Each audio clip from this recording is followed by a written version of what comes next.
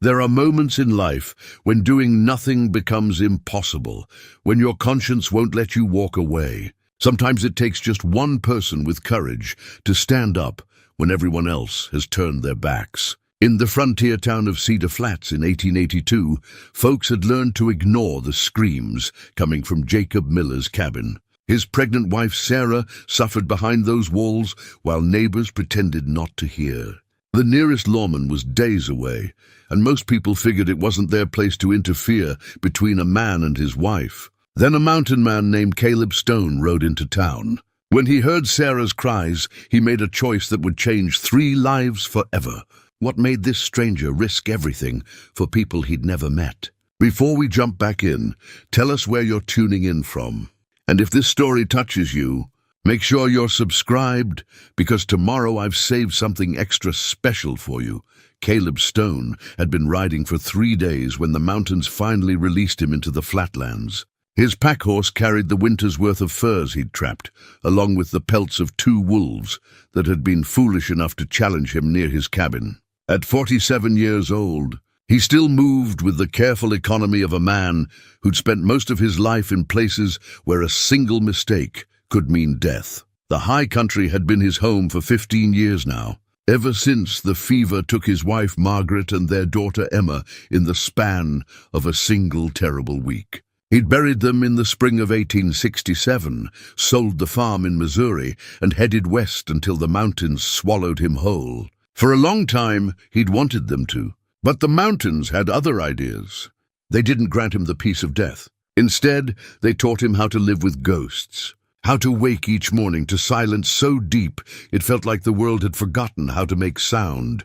His hands, scarred and calloused from years of work, held the reins with practiced ease. He wore buckskin clothing he'd made himself, a wide-brimmed hat darkened by weather and time, and a thick beard shot through with silver. On his hip hung a bowie knife in a worn leather sheath, his father's blade, the one thing besides memories he'd carried from his old life. Strapped to his saddle was a rifle he cleaned every night, whether he'd fired it or not. In the mountains, discipline kept you breathing.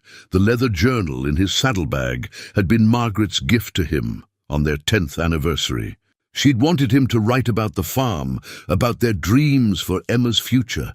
Instead, it held sketches of mountain trails, notes about game movements, and pressed wildflowers he'd found in high meadows. Sometimes he wrote to Margaret, though he knew she'd never read the words. It helped, somehow, to imagine her listening. Cedar Flats appeared on the horizon like a promise of civilization, though civilization might have been too generous a word. The town consisted of a single main street, lined with weathered buildings that leaned slightly, as if tired from holding themselves upright against the prairie wind. Caleb counted maybe 20 structures total. A general store, a saloon, a livery stable, a blacksmith shop, and various other businesses that served the scattered ranchers and farmers trying to scratch out livings from the stubborn land. He'd been here before, years back, and remembered it as a hard place filled with hard people. The kind of town where folks minded their own business because everyone had something they'd rather keep private. The kind of place where the law was more suggestion than requirement, and a man's word, or his fists, settled most disputes. It was mid-afternoon when Caleb rode down the main street, and he noticed immediately that something felt wrong. Not dangerous exactly, but off. People moved with their heads down. Conversations stopped when he passed. And more than once, he saw someone glance toward a particular cabin on the edge of town, before quickly looking away. The general store stood in the middle of the street, its sign barely legible after years of sun and wind. Caleb tied his horses to the rail and stepped inside, his eyes taking a moment to adjust to the dim interior. The place smelled of coffee, tobacco, and the peculiar mustiness of dry goods that had sat too long on shelves. Behind the counter stood a thin man with spectacles and nervous hands. "Help you?" he asked, his voice carrying the careful neutrality of someone who'd learned not to show too much interest in strangers. "Need to trade these furs," Caleb said, his voice rough from disuse. In the mountains, he sometimes went weeks without speaking aloud. Looking for coffee, flour, salt, ammunition? The usual. The storekeeper nodded, came around to examine the furs. His eyebrows rose slightly when he saw the quality. You do good work. Mountain man? I live up there, Caleb allowed. He didn't much care for talking about himself. As they negotiated prices, two women entered the store. They stopped talking the moment they saw him, offered tight smiles to the storekeeper, and moved to the far end, whispering. Caleb caught fragments. Heard him again last night, and that poor girl, and ain't our business. The storekeeper's jaw tightened, but he said nothing. He finished the transaction quickly, helped Caleb load his supplies, and practically pushed him toward the door. Livery's down the street if you need stabling. Martha Jenkins runs the saloon if you need a room. We don't have much, but what we got, we share fair. Caleb studied the man's face, saw fear there and something else. Shame, maybe. Obliged, he said, and left. The livery stable was run by a weathered black man named Samuel, who'd come west after the war. He quoted a fair price for stabling the horses and didn't ask unnecessary questions, which Caleb appreciated. As Samuel led the animals to their stalls, Caleb noticed a young boy, maybe 12, mucking out stalls with fierce concentration. That's my grandson Timothy, Samuel said, catching Caleb's glance. Good boy. Works hard.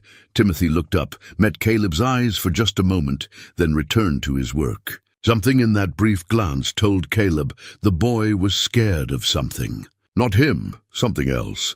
Caleb walked to the saloon as the afternoon stretched toward evening. The building was larger than most, 2 stories, with a painted sign that read Martha's Place in fading letters. Inside, the main room was surprisingly clean, with tables arranged neatly and a bar that gleamed with recent polishing.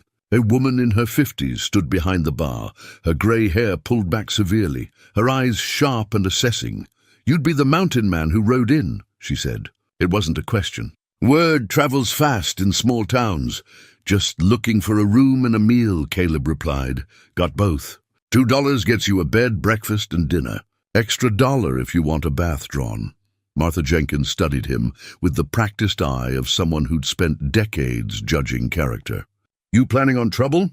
No, ma'am. Just passing through to resupply, then heading back up. Something in his tone must have satisfied her, because she nodded. Room 3, top of the stairs. Supper's at 6. We serve stew on Tuesdays, and today's Tuesday, so you're in luck. As Caleb turned to head upstairs, Martha spoke again, her voice lower. You seem like a decent man. Decent men are in short supply around here lately. If you're smart, you'll keep to yourself, rest up and leave tomorrow. Caleb paused on the first step. That a warning or advice? Both, Martha said. This town's got troubles. Troubles that don't concern you. He nodded slowly and continued upstairs. The room was small but clean, with a narrow bed, a washstand and a window overlooking the main street. Caleb set his gear down, cleaned his rifle out of habit, and sat on the bed to wait for supper. Through the window, he watched the town move through its evening routines. Men heading home from work, women gathering, washing from lines, children playing in the last light of day. All normal, all ordinary, except for that cabin at the edge of town. The one people kept glancing at and then away from, as if looking too long might curse them. Just before 6 o'clock, as the sun painted the sky in shades of orange and purple, Caleb heard it. A woman's voice raised in distress. Not quite a scream, but close. A man's voice followed, angry and slurred. Then the sound of something breaking. Caleb stood, moved to the window. He saw others hear it too. A farmer stopped in the street. A woman on a porch paused in her sweeping. They all heard it, and they all did the same thing. They turned away. They went inside. They closed their doors. The sounds continued for perhaps 5 more minutes, then stopped. Silence settled over Cedar Flats like a shroud. When Caleb went downstairs for supper, the saloon had filled with the evening crowd. Men sat at tables, drinking and talking in low voices. No one mentioned what they'd all heard. Martha served him a bowl of stew that was better than he'd expected, thick with vegetables and meat. A man in his 60s sat down across from Caleb without invitation. He wore a black coat despite the heat, had kind eyes behind wire-rimmed spectacles, and carried the weary air of someone who'd seen too much suffering. Doc Thornton, the man introduced himself. "You're the mountain man?" Caleb Stone. "Pleasure. Been a doctor here for 20 years.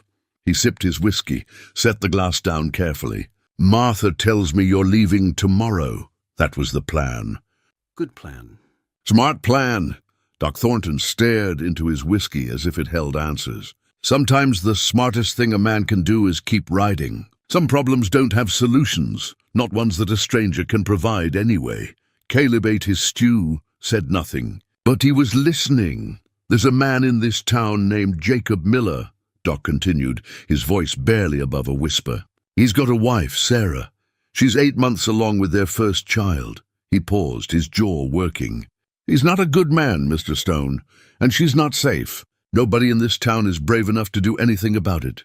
We all have our reasons. He's got friends, mean friends. The sheriff's worthless. The nearest marshal is in Fort Collins, weeks' ride away." "Why are you telling me this?" Caleb asked. Doc Thornton met his eyes. "Because you look like a man who might still have some justice left in him. Most of us used it all up years ago, or maybe we never had much to begin with. We've made our peace with being cowards. But sometimes, late at night, I wonder what kind of man I've become. And I don't much like the answer." He stood, left money on the table for his drink, and walked out without another word. Caleb finished his stew in silence. Around him, the saloon filled with forced laughter and conversations that carefully avoided certain topics. He recognized it for what it was. A town in denial, a community that had traded its conscience for an easier life. He went back to his room, took out his journal, and wrote by lamplight. He wrote about Margaret and Emma, as he often did. He wrote about the long winter in the mountains. And then, for the first time in years, he wrote about choice. About the moments that define whether a man is truly living or just waiting to die. When he finally slept, his dreams were troubled by the sound of a woman's voice, crying out in the darkness while the world turned away. Tomorrow. He'd planned to leave, but sometimes plans change. Morning came too early, announced by roosters and the clatter of wagon wheels on the hard-packed street. Caleb woke with the sun, as he always did, and lay for a moment staring at the ceiling. The sounds from last night still echoed in his mind. That woman's voice, the breaking glass, the terrible silence that followed. He dressed slowly, strapped on his father's Bowie knife, and went downstairs. Martha had breakfast laid out, eggs, biscuits, coffee strong enough to strip paint. 3 other men sat at various tables eating in silence. None of them met Caleb's eyes. "Sleep well?" Martha asked, though her tone suggested she knew the answer. "Well enough." Caleb ate his breakfast, trying to convince himself that Doc Thornton's words were just the whiskey talking, that this town's problems weren't his concern. He had his supplies. His horses were rested. The mountains were waiting. After breakfast, he walked to the general store, intending to pick up one last item he'd forgotten: tobacco for the long nights ahead. The store was empty, except for the nervous storekeeper, who seemed relieved to see a customer with straightforward business. As Caleb was paying, voices rose outside. A man's voice, loud and aggressive, slurred even this early in the morning. "Get back inside, woman. Nobody wants to see your ugly face." Through the store window, Caleb saw them. A young woman, heavily pregnant, standing on the porch of the cabin at the edge of town. Even from this distance, he could see the bruises on her face, the way she held herself, small, trying to disappear. She wore a faded dress that had been mended many times, and in her hands she clutched something small and colorful. The man who followed her out was thick-bodied, maybe 35, with the red face and unsteady gait of someone who started drinking before breakfast and never really stopped. His clothes were dirty, his beard unkempt, and his eyes held a mean glint that Caleb recognized from his years in the war, the look of a man who enjoyed causing pain. "Jacob Miller," the storekeeper whispered, confirming what Caleb had already guessed. Sarah, for this must be Sarah, bent to pick up what she'd dropped. It was a small blanket, hand-stitched, made from scraps of fabric in cheerful blues and yellows. A baby blanket, Caleb realized. Something she'd been making in secret, preparing for the child she carried. Jacob saw it too, his face twisted with rage. "What's this?" He snatched it from her hands. Wasting time on foolishness when you got work to do? Please. Sarah's voice was barely audible. It's for the baby. Jacob threw the blanket into the dirt and stomped on it with his boot. Baby don't need nothing but food and a roof. Same as you. You think we got money for pretty things? Sarah knelt, trying to retrieve the blanket, her pregnant belly making the movement awkward.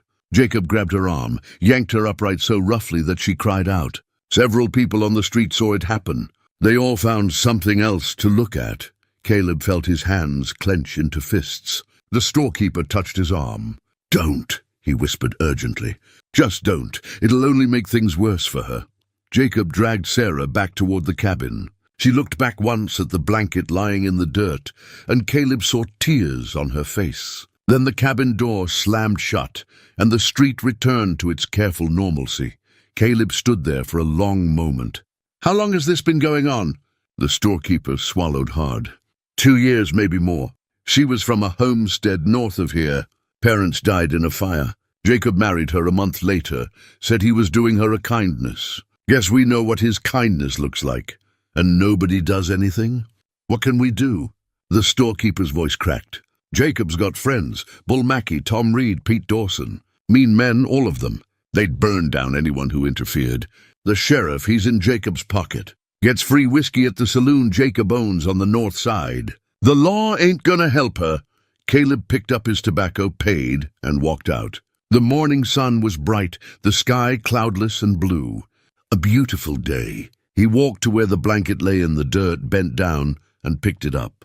The stitching was careful, loving. Each piece of fabric had been chosen with care, sewn together with hope. It was dirty now, one corner torn where Jacob's boot had caught it. He brushed it off as best he could and folded it carefully. Then he walked to the livery stable where Samuel was working. I need to keep the horses another day, Caleb said. Samuel studied his face. You heard something last night? Saw something this morning? Both. The older man nodded slowly.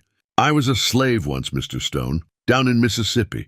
I know what it's like when people stand by and watch suffering, because it's easier than getting involved. When I got free, I promised myself I'd never be that person who looks away. But I got a grandson to protect. Jacob and his boys, they'd hurt Timothy just to hurt me. I understand, Caleb said, and he did. Veer was a powerful thing, especially when it came to protecting family. He spent the rest of the morning walking the town, learning its layout. He noted where Jacob's friends lived, where the sheriff kept his office, such as it was, the various escape routes, old habits from his scouting days, reading terrain and calculating possibilities. Around noon, he returned to Martha's saloon. She was wiping down the bar, preparing for the evening crowd. Thought you'd be gone by now, she said, not looking up. Changed my mind. That's a mistake. Probably. Caleb set the baby blanket on the bar. This needs to get back to Sarah Miller. Can you see that it does? Martha stared at the blanket, then at him. Her eyes softened for just a moment before the hardness returned. You don't know what you're doing. Jacob will kill you if you interfere. He can try. He won't come alone. Bull Mackey was a bare-knuckle fighter in Denver. Tom Reed's killed 3 men in card games. Pete Dawson's just mean, but he's mean with a shotgun. You'd be 1 man against 4. I've faced worse odds. Martha shook her head, but she took the blanket. You're a fool. A noble fool, maybe, but still a fool. That afternoon, while Caleb sat on the porch of Martha's saloon cleaning his rifle, Doc Thornton walked by and paused. You're still here? Seems that way. Changed your mind about leaving. Changed my mind about a lot of things. Caleb looked up at the doctor. How's Sarah Miller's health? The baby? Doc's face went grim. As good as can be expected, given her circumstances. She's due in about a month, maybe less. But if Jacob keeps... He stopped, couldn't finish the sentence. What would she need? If someone were to help her? Safety first. Then rest, proper food, and medical attention. The baby's positioned wrong. Breech, I think. It'll be a difficult birth even under the best circumstances. Under current circumstances... Again, he couldn't finish. Caleb nodded. If things change, could you help her? Would you? Doc Thornton met his eyes, and something passed between them, an understanding. If things change, yes. I may be a coward, Mr. Stone, but I'm still a doctor. If someone gives me the chance to do the right thing, I'll take it. Good to know. As evening approached, Caleb returned to his room and sat by the window watching. He didn't have to wait long. Just after sunset, the sounds began again. This time they were worse. The crash of furniture breaking, Jacob's voice raised in incoherent rage, and Sarah's screams, terrified, desperate, begging him to stop, begging him to think of the baby. Caleb stood and looked out the window. People were closing their shutters, turning up their lamps to drown out the sounds. The town was performing its nightly ritual of pretending not to hear. Then came a sound that made his blood run cold. Sarah screamed, "The baby! You're hurting the baby!" More crashing, glass breaking, and Sarah's voice, higher now, panicked. "Please, God, no! The baby's not moving. Jacob, please." Caleb didn't remember making the decision. One moment he was at the window, the next he was moving. He strapped on his knife, grabbed his rifle, and headed for the stairs. Martha was at the bottom, her face pale. "Don't do this, please." "Can't stand by," Caleb said simply. "Not anymore. They'll kill you. Maybe, but I'll die knowing I tried." He walked past her out into the street. The sounds from the cabin were clearer now. Jacob's rage seemed boundless, fueled by whatever demons whiskey brought out in him. Sarah's cries had taken on a quality of pure terror, not for herself, Caleb realized, but for her child. He crossed the street, each step feeling weighted with consequence. Behind him, he heard doors opening slightly, people watching from darkened windows. The whole town was holding its breath. At the cabin door, Caleb paused for just a moment. Somewhere in his mind, Margaret's voice spoke to him, as it sometimes did in moments of importance. She'd always been the brave one, the one who'd stand up to injustice while he calculated the odds. "Sometimes, Caleb," she'd told him once, "the right thing is also the hard thing. That doesn't make it any less right." Inside, Sarah screamed again. The sound of a hand striking flesh was unmistakable. Caleb tried the door, locked. He stepped back and kicked it open with one powerful strike. The door crashed inward, slamming against the wall. The scene inside was worse than he'd imagined. The small cabin was a wreck, furniture overturned, dishes smashed, a chair broken into pieces. Sarah was in the corner, her arms wrapped protectively around her belly, blood running from her nose and a cut above her eye. Her dress was torn, and she was sobbing, trying to curl into herself despite her pregnant belly. Jacob Miller stood over her, his fist raised for another blow. He spun at the sound of the door breaking open, his face twisted with rage and drink. "Who the hell—" "Step away from her," Caleb said quietly. His voice carried the weight of absolute certainty, the tone of a man who had made peace with whatever came next. Jacob's eyes focused on him with difficulty. "This is my house. My wife, get out!" "Step away from her," Caleb repeated, not raising his voice. "I'll kill you." Jacob lunged at Caleb, fists swinging wildly. Caleb had faced drunken men before. They were dangerous because they felt no pain, but they were also slow and predictable. He sidestepped Jacob's rush, grabbed his arm, and used the man's momentum to send him crashing into the wall. Jacob roared, grabbed a broken chair leg, and swung it at Caleb's head. Caleb blocked it with his forearm, felt the impact, but ignored the pain. He drove his fist into Jacob's midsection once, twice, 3 times. The air went out of Jacob in a whoosh, and he dropped the chair leg. "Stay down," Caleb warned. Jacob didn't listen. He reached for a bottle on the floor, swung it at Caleb's head. Caleb caught his wrist, twisted, and the bottle fell. Then he delivered a single, precise punch to Jacob's jaw.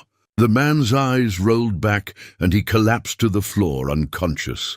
The cabin fell silent except for Sarah's ragged breathing. Caleb turned to her slowly, carefully, keeping his hands visible. She was looking at him with wide, terrified eyes, trembling.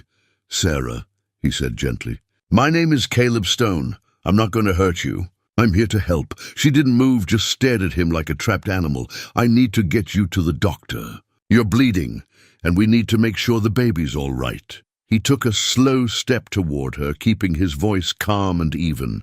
"Will you let me help you?" Sarah looked down at her belly, touched it gently. Tears streamed down her face. "I can't feel the baby moving," she whispered. "He hit me in the stomach." "I can't feel. Then we need to go now." Caleb knelt down, making himself less threatening. "Will you trust me? Just for tonight?" Sarah looked at him for a long moment, searching his face. Whatever she saw there must have reassured her, because she nodded slowly. "Please, please help my baby." Caleb helped her to her feet as gently as he could. She was shaking badly, going into shock. He removed his coat and wrapped it around her shoulders. "Can you walk?" "I think so." They made it to the door. Outside, the street was no longer empty. A crowd had gathered at a safe distance, watching. Martha stood at the front, her face unreadable. Doc Thornton was already hurrying toward them, medical bag in hand, but so were others. 3 men stood near the saloon, and even in the darkness, Caleb recognized the threat in their postures. Jacob's friends had arrived. "That's Bull Mackey, Tom Reed, and Pete Dawson," Martha said quietly as she reached them. "They're not going to let this go." "Let them try," Caleb said. He looked at the gathered crowd. "This woman needs a doctor. Anyone have a problem with that?" No one spoke. The 3 men glared but didn't move. Not yet. Doc Thornton reached them, took one look at Sarah's face, and his expression hardened. "Get her to my office, now." Together, Caleb and the doctor helped Sarah down the street. Every step felt like a mile, waiting for violence to erupt. But they made it to Doc's office, a small building attached to his home, and got Sarah inside. As Doc began examining her, checking her injuries and listening for the baby's heartbeat, Caleb stood guard at the door. Through the window, he could see Jacob's friends talking, planning. The town watched, waiting to see what would happen next. This wasn't over. It had only just begun. Inside Doc Thornton's office, the lamplight cast long shadows across walls lined with medical books and glass jars filled with instruments. Sarah lay on the examination table, still trembling, her hands protectively cradled around her belly. Doc worked with quiet efficiency, cleaning her wounds, checking her eyes for signs of concussion, listening intently with his stethoscope. Caleb stood by the door, his father's Bowie knife now visible on his hip. The knife had belonged to his grandfather before his father, passed down through 3 generations. Its blade was 12 inches of folded steel, the handle worn smooth by decades of use. His father had carried it through the Mexican War, had taught young Caleb how to maintain it, sharpen it, respect it. "A knife like this," his father had said, "isn't just a tool. It's a responsibility. You draw it, you'd better have good reason." Tonight felt like good reason. Through the window, Caleb could see Jacob's 3 friends still gathered in the street. Bull Mackey was the largest, a thick-necked brute with arms like tree trunks and a face that looked like it had stopped too many fists. Tom Reed was thinner, dressed better, with the calculating eyes of a man who saw every interaction as a potential advantage. Pete Dawson kept touching the shotgun he carried, nervous energy making him pace. "How is she?" Caleb asked without turning from the window. Doc Thornton was quiet for a moment longer, then straightened up. 3 cracked ribs, I think. Definitely a concussion. That cut above her eye will need stitches. The nose isn't broken, thankfully." He paused. "The baby," Sarah made a small sound of distress. "The baby has a strong heartbeat," Doc continued quickly. "I can feel movement. I think the shock and pain made it go still for a while, but it's moving now. The positioning is still breech, which worries me for the delivery, but as far as I can tell, the child wasn't seriously harmed." Sarah's sob of relief filled the room. "Thank God, oh, thank God. But you need rest," Doc said firmly. "Complete rest. No stress, good food, and absolutely no more violence. Another beating like this could kill both of you." "She can't go back there," Caleb said. "It wasn't a question." "No," Doc agreed. "She absolutely cannot." "Then where does she go?" Sarah's voice was small, frightened. "I have nowhere. No family, no money." "Jacob," she stopped, fear crossing her face. "He'll come for me. He always said if I tried to leave, he'd hunt me down." "He meant it. Let him try," Caleb said quietly. Doc finished stitching the cut above Sarah's eye, then helped her sit up slowly. "Martha has a spare room above the saloon. It's not much, but it's clean and safe. Martha's tougher than she looks, and she's got a shotgun she knows how to use. Will she take me in?"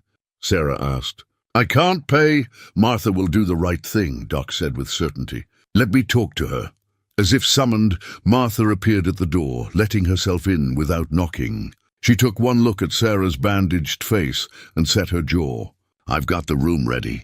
Clean sheets, water basin, and I made some broth. Girl looks like she hasn't eaten properly in months." "I couldn't," Sarah began. "I don't want to bring trouble." "Trouble's already here," Martha interrupted. "Has been for 2 years, while we all pretended not to see it. Maybe it's time we stop pretending." She looked at Caleb. "Jacob's friends are working themselves up to something. Bull's talking loud about property rights and a man's sovereignty over his wife. Tom's more practical. He's worried about precedent, about what happens if folks start interfering in each other's business. Pete's just waiting to see which way the wind blows." "And Jacob?" Caleb asked. "Still unconscious in his cabin, last I heard. But he won't stay that way forever." Doc helped Sarah to her feet. She swayed, and Caleb moved to steady her, but she flinched at his approach. He stopped immediately, keeping his distance. She noticed, seemed to understand that he was giving her space, and some of the fear in her eyes eased. "I'm sorry," she whispered. "It's just, men have only ever hurt me." "No apology needed," Caleb said gently. "You take the time you need to feel safe." They made their way to Martha's saloon, a small procession that felt like a statement. Several townspeople watched from windows. Caleb noticed some faces showing approval, others fear, still others calculation. The town was deciding which side to be on, or whether to have a side at all. Martha's spare room was on the second floor, away from the noise of the saloon below. It was small but comfortable, with a bed, a chair, and a window that overlooked the side street rather than the main thoroughfare. Martha had indeed prepared broth along with bread and cheese. "You eat," Martha instructed Sarah, "then you sleep. Doc will check on you tomorrow. And if anyone tries to get up these stairs who shouldn't, they'll find I'm not as hospitable as I appear." Sarah's eyes filled with tears. "Why are you helping me? You don't even know me." Martha's face softened. "I had a daughter once. She married young, against my advice. Her husband had a mean streak hidden behind a charming smile. By the time we realized what he was, it was too late. She died giving birth to his child. The baby died too. I spent years wishing I'd done something, said something, acted somehow." She touched Sarah's hand gently. "I won't make that mistake twice." After Martha left, Doc checked Sarah once more, left her some laudanum for the pain, and followed Caleb back downstairs. The saloon was fuller now. The evening crowd arrived. Every conversation stopped when they appeared. Doc walked to the bar, and Caleb followed. "Whiskey," Doc told Martha. 2 glasses. They drank in silence for a moment. Then a voice called out from across the room. "That woman's Jacob Miller's wife. You got no right keeping her here." Caleb turned to see Bull Mackey standing near the door, Tom Reed and Pete Dawson flanking him. The 3 men had entered while he'd been upstairs. "She's a free woman who chose to leave," Martha said firmly. "Last I checked, this is still America, where people have that right." "Marriage is a contract," Tom Reed said smoothly. "Binding legal contract. She belongs to Jacob." "People don't belong to people," Doc said quietly. "We fought a war about that." Bull Mackey's face reddened. "You calling us slavers?" "I'm saying a woman has the right to be safe in her own home," Doc replied. "And if her home isn't safe, she has the right to leave. Jacob's gonna want his wife back," Pete Dawson said, his hand resting on his shotgun. "We're here to make sure that happens." Caleb set his whiskey glass down carefully and turned to face the 3 men. His hand didn't move toward his knife, but everyone in the room was suddenly aware of its presence on his hip. "Sarah stays here," Caleb said simply. "She's under protection now, your protection." Bull Mackey laughed, but there was no humor in it. "You're one man, stranger. One old mountain man who should have kept riding this morning." "Maybe," Caleb allowed. "But I'm the man standing between you and that woman. So you have a choice. You can leave peacefully, or we can see how this plays out. Your call." The tension in the room was thick enough to cut. Other patrons had backed away, giving the confrontation space. Martha's hand disappeared below the bar, doubtless reaching for that shotgun she'd mentioned. Tom Reed studied Caleb with calculating eyes. "You're making enemies, friend. Powerful enemies. Over a woman you don't even know." "I know enough," Caleb said. "I know she's 8 months pregnant. I know she's been beaten regularly. I know her husband is a coward who hits women. That's all I need to know. Noble sentiments, Tom said. But nobility doesn't stop bullets. Neither does talk, Caleb replied evenly. So either make your move or get out. For a long moment the three men stood there, weighing their options. Bull wanted to fight. That was clear in his clenched fists and red face. Pete was scared, his hand trembling on his shotgun. Tom was thinking, calculating odds and consequences. Finally, Tom Reed spoke. This isn't over. Jacob's our friend. We look after our own. So do I, Caleb said. The three men left, but their departure felt more like a retreat before a larger battle. As soon as they were gone, the saloon erupted in conversation. Doc finished his whiskey in one gulp. You've done it now. Jacob's not just going to let this go. When he wakes up and finds his wife gone, finds you're the one who took her, he'll come after you with everything he has. Let him come. You don't understand, Doc said urgently. Jacob's not just a drunk and a bully. He's connected. He runs illegal whiskey from a still up north. Half the county's sheriffs look the other way because he pays them off. He's got 20 men he can call on if he needs them. You're one man with a knife. I've got more than a knife, Caleb said quietly. He touched the Bowie knife's handle, feeling its familiar weight. I've got the knowledge that I'm doing what's right. That counts for something. Does it count for enough? Doc asked. Against 20 men? Caleb thought of Margaret and Emma, of the helplessness he'd felt watching fever take them while he could do nothing. He thought of 15 years in the mountains, running from the world because living in it hurt too much. He thought of Sarah's terrified face, her hands protecting her unborn child. It'll have to, he said simply. A young boy appeared at the saloon door. Timothy, Samuel's grandson from the livery. His eyes were wide, frightened. Mr. Stone, my grandpa sent me. Says Jacob Miller's awake and gathering men. Says you should know they're coming. The saloon went quiet. Martha came out from behind the bar. We can barricade the doors. Won't help. Tom Reed had said Jacob could call on 20 men, and if even half showed up, they'd overwhelm any defense the saloon could mount. Caleb looked at the faces around him. Doc Thornton, Martha Jenkins, young Timothy and others. Regular people who'd spent 2 years pretending not to see Sarah's suffering. He could see them wrestling with their consciences now, deciding whether redemption was worth the risk. Anyone who wants to leave, leave now, Caleb said clearly. This isn't your fight. I'm the one who broke into Jacob's cabin. I'm the one he'll want to kill. No shame in walking away. No one moved. Doc Thornton cleared his throat. I'm tired of being a coward. I'm staying, Martha nodded. This is my saloon. I don't run from fights in my own establishment. A farmer Caleb had seen earlier stood up. Name's Henry Porter. Got a wife and 3 kids. Been watching Sarah Miller suffer for 2 years and telling myself it wasn't my business. His face was grim. I'm done telling myself that. I'll stand with you. 2 more men stood, brothers named Jack and William Hayes, who ran a small ranch outside town. We're in, Jack said simply.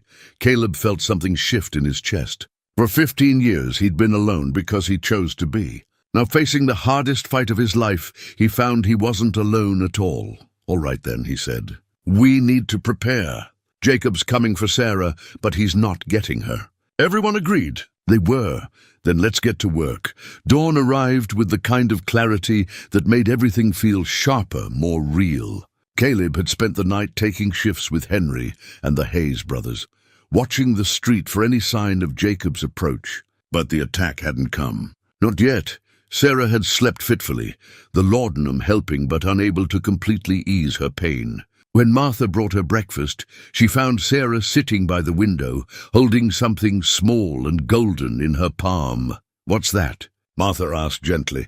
Sarah opened her hand to reveal a simple gold wedding ring. I've been thinking about it all night, she said quietly. What it means, what it's supposed to mean versus what it actually meant. The ring had been her mother's, passed down when Sarah married Jacob. She'd believed then that marriage meant safety, partnership, building a life together. Instead, it had meant fear, pain, and isolation. Jacob gave me this on our wedding day, Sarah continued, her voice distant. Told me I was his now, that he'd take care of me. I was so grateful. I had nothing, no family, no home, no prospects. He seemed like a gift from God. She laughed bitterly. Some gift. Martha sat down beside her. You couldn't have known, couldn't I? Sarah touched her bruised face. There were signs. Small things at first. The way he'd grip my arm too hard. How he'd get angry over nothing. But I told myself I was imagining it, that I should be grateful someone wanted me at all. She stood up slowly, wincing at the pain in her ribs, and walked to the wash basin. For a long moment she stared at the ring. Then deliberately she removed it from her finger and set it on the table. I'm not his anymore, she said firmly.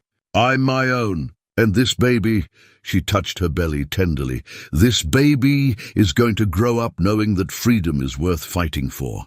That you don't have to accept cruelty just because it comes wrapped in the word family. Martha picked up the ring, examined it. This is real gold. You could sell it, get money for when the baby comes. I don't want anything from him, Sarah said. Not his name, not his ring, not his claim on me or my child. Let it rust for all I care. Martha pocketed the ring anyway. We'll talk about it later. For now, you need to eat. Downstairs, Caleb was conferring with Doc Thornton and the others who'd stayed through the night. They'd barricaded the back door, positioned themselves to watch all approaches, and inventoried their weapons. It wasn't much. A few rifles, Martha's shotgun, Caleb's bowie knife, and whatever improvised weapons they could gather. Jacob's taking his time, Henry Porter said nervously. That worries me more than if he'd come right away. He's gathering support, Doc said. Making sure he has enough men that we can't possibly win. He wants to make an example. The morning wore on. Townspeople went about their business, but there was a tension in the air, a sense that something inevitable was building. Samuel arrived with Timothy, both carrying parcels of food Martha had arranged to purchase from them. People are talking, Samuel said quietly to Caleb. Half the town thinks you're a hero. The other half thinks you're a fool who's going to get people killed. What do you think? Caleb asked. Samuel considered. I think you're both. I also think you're necessary. Sometimes it takes a fool to do the heroic thing. Around midday, Sheriff Wade finally appeared. He was a soft man gone to fat, with a badge that looked more like decoration than authority. He walked into the saloon with the air of someone performing an unpleasant duty. I'm here about Sarah Miller, he announced. What about her? Martha demanded. Her husband's filed a complaint. Says she was kidnapped from his home. Says this man, he gestured at Caleb, broke into his house and assaulted him. That man, Doc Thornton said sharply, stopped Jacob Miller from beating his pregnant wife to death. I have medical evidence of her injuries. 3 cracked ribs, concussion, multiple contusions. She's 8 months pregnant, Sheriff. 8 months, and he was hitting her in the stomach. Wade shifted uncomfortably. Domestic disputes aren't really law matters. What happens between a man and his wife is attempted murder when he's trying to kill her and their unborn child. Caleb interrupted. I don't care what you call it, Sheriff. I'm not letting her go back to that. You're interfering with a marriage contract, Wade said, but his voice lacked conviction. Jacob has legal rights. So does Sarah, Martha said fiercely. The right to live? The right to protect her child? Or do those not count? Wade looked around the room at the assembled faces, all of them hostile, all of them ready to defend Sarah. He seemed to deflate. Look, I'm just trying to keep the peace. Jacob's got a lot of friends. If this escalates, then let it escalate, Henry Porter said. We're not backing down. Wade left without another word, and they all knew what it meant. The law, such as it was, had chosen its side. They were on their own. That afternoon, a delegation arrived. Not Jacob, but Bull Mackey and Tom Reed, along with 3 other men Caleb didn't recognize. They stood in the street outside the saloon, making no move to enter, but making their presence known. Caleb went out to meet them, his hand resting casually near his knife. We're here with a proposal, Tom Reed said. He'd positioned himself as the spokesman, the reasonable voice. Jacob's willing to let bygones be bygones if Sarah comes back. No harm to you or anyone who helped her. We all just forget this happened. And Sarah? Caleb asked. What happens to her? She's Jacob's wife. She goes back where she belongs. To be beaten again? To risk her life and her baby's life? Tom shrugged.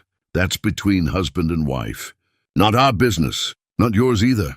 I'm making it my business. Bull Mackey stepped forward. You got no right.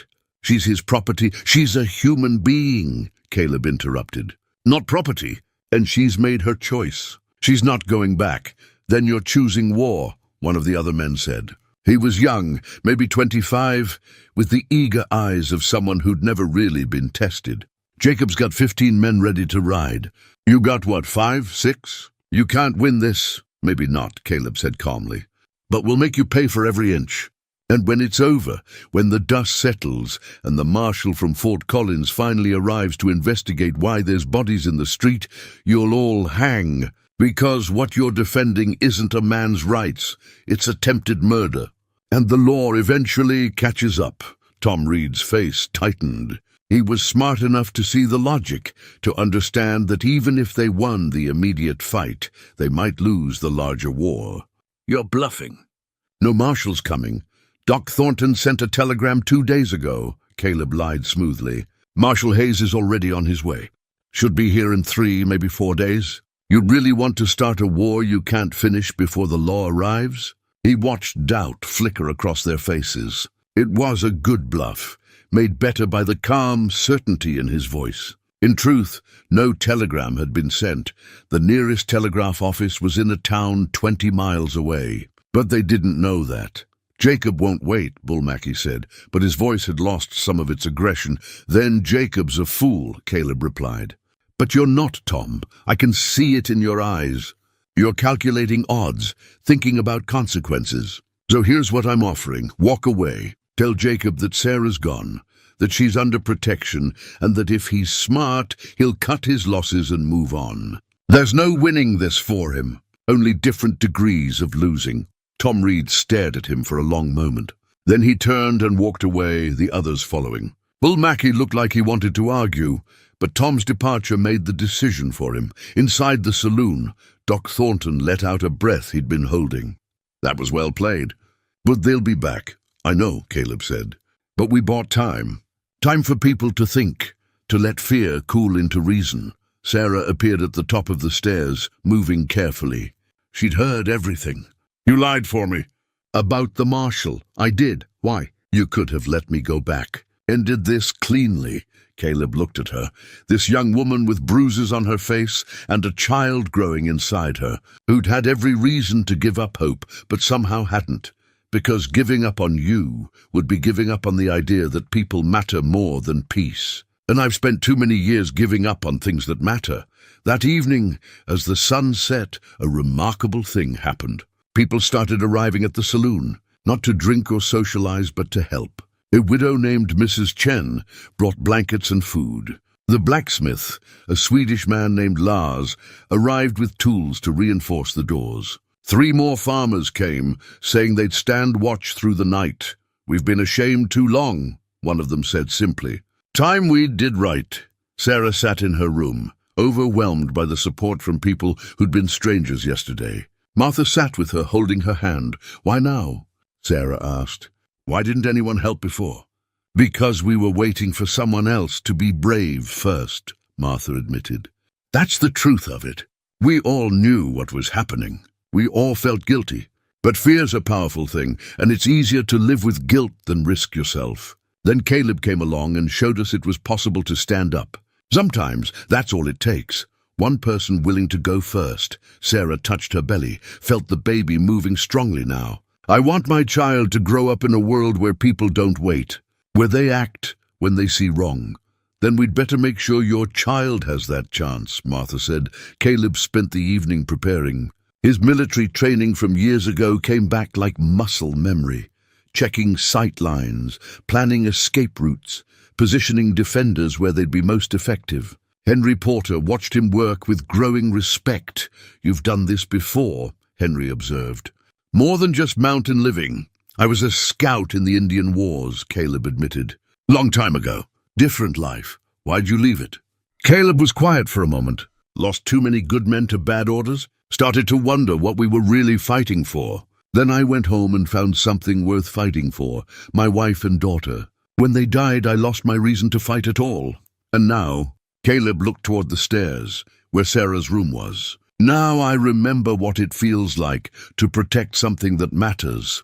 As night fell, Caleb took out his journal and wrote by lamplight. He wrote about Sarah, about the town finding its conscience, about the strange way life sometimes gives you second chances when you least expect them. He wrote about Margaret and Emma, telling them about this pregnant woman who reminded him why he'd fallen in love with Margaret in the first place, her fierce protection of the vulnerable, her refusal to look away from injustice. Around midnight, Timothy came running with news from his grandfather. "Mr. Stone, Jacob's at the saloon on the north side. He's drunk and making threats. Says he's come in at dawn with everyone he can gather. Says he's going to burn this place down if he has to." The moment of truth was coming. Caleb looked at the people who'd chosen to stand with him, ordinary folks who'd found extraordinary courage. He thought about the odds, about the very real possibility that come dawn, some of them might die. "Anyone who wants to leave can leave," he said again. "No judgment, no shame. No one moved. Then we prepare," Caleb said. "And we make damn sure that when Jacob comes, he finds we're not as easy to break as he thinks." Doc Thornton raised his glass. "To standing up when it matters." They all drank to that. To courage found late, but found nonetheless. To the idea that it's never too late to do the right thing. And to the hope that sometimes, against all odds, the good guys win.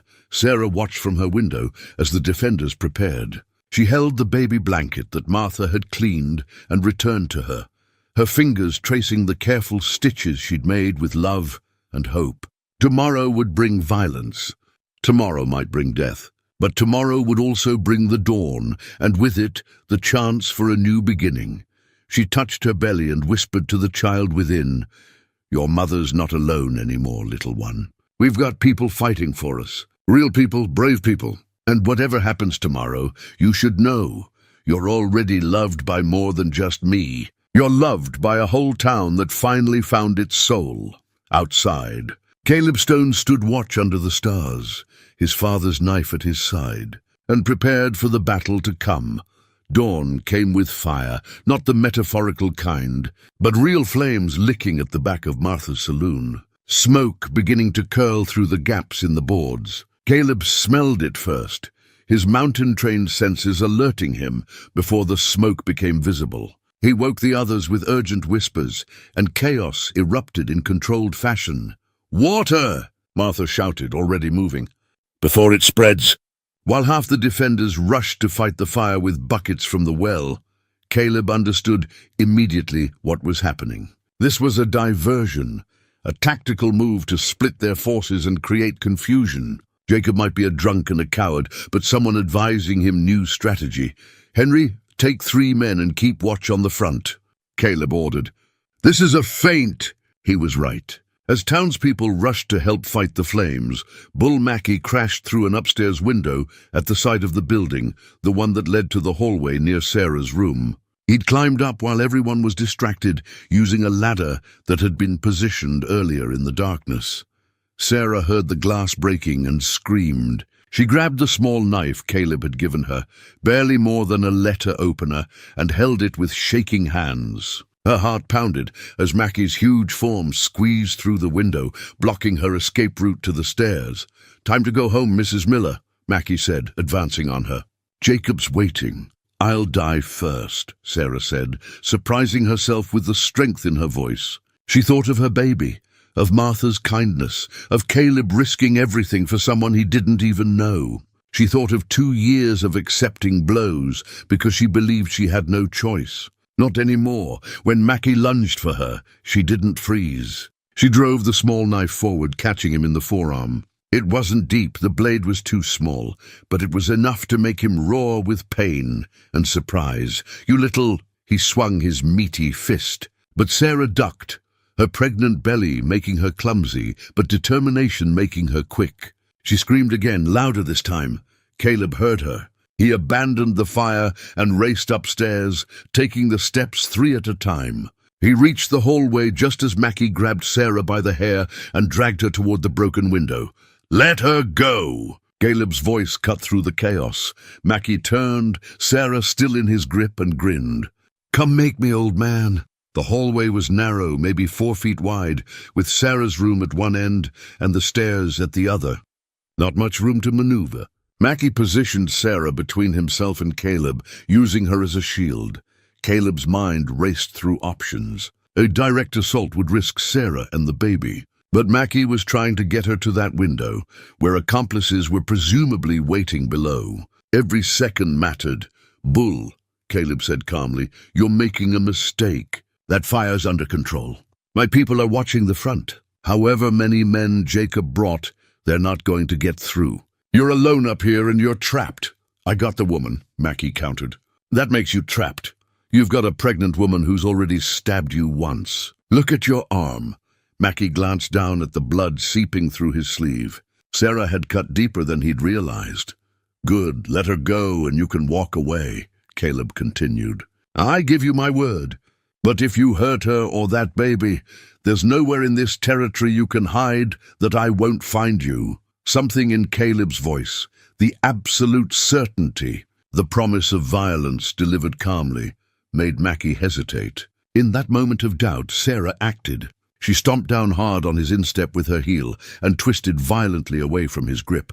Mackie howled, released her reflexively, and Sarah dove to the side into her room. Caleb charged forward, closing the distance before Mackie could recover. They collided in the narrow hallway like two bulls. Mackie's bulk against Caleb's wiry strength and experience. Mackie threw a punch that would have crushed Caleb's skull if it had connected. But Caleb slipped it, drove his knee into Mackie's midsection. The bigger man grunted but didn't go down. He grabbed Caleb in a bear hug, trying to use his size advantage to crush the breath from him. Caleb drove his forehead into Mackie's nose. Once, twice. Blood spurted. Mackie's grip loosened, and Caleb broke free, delivered a series of precise strikes to vulnerable points: throat, solar plexus, kidneys. Each blow calculated, no energy wasted. Mackie staggered, crashed into the wall. Caleb grabbed his collar and drove him backward, slamming him into the doorframe. The big man's eyes went unfocused, and he slid down to sit heavily on the floor. Semi-conscious, Caleb stood over him, breathing hard. His father's Bowie knife now in his hand, though he didn't remember drawing it. For a moment he could end this threat permanently. One thrust and Bull Mackie would never hurt anyone again, but Sarah was watching from her doorway, her hand on her belly, and Caleb remembered who he wanted to be. Not a killer unless absolutely necessary. A protector, yes, but not an executioner. He lowered the knife. "Get him tied up," he told Henry, who'd appeared at the top of the stairs. And someone bored up that window.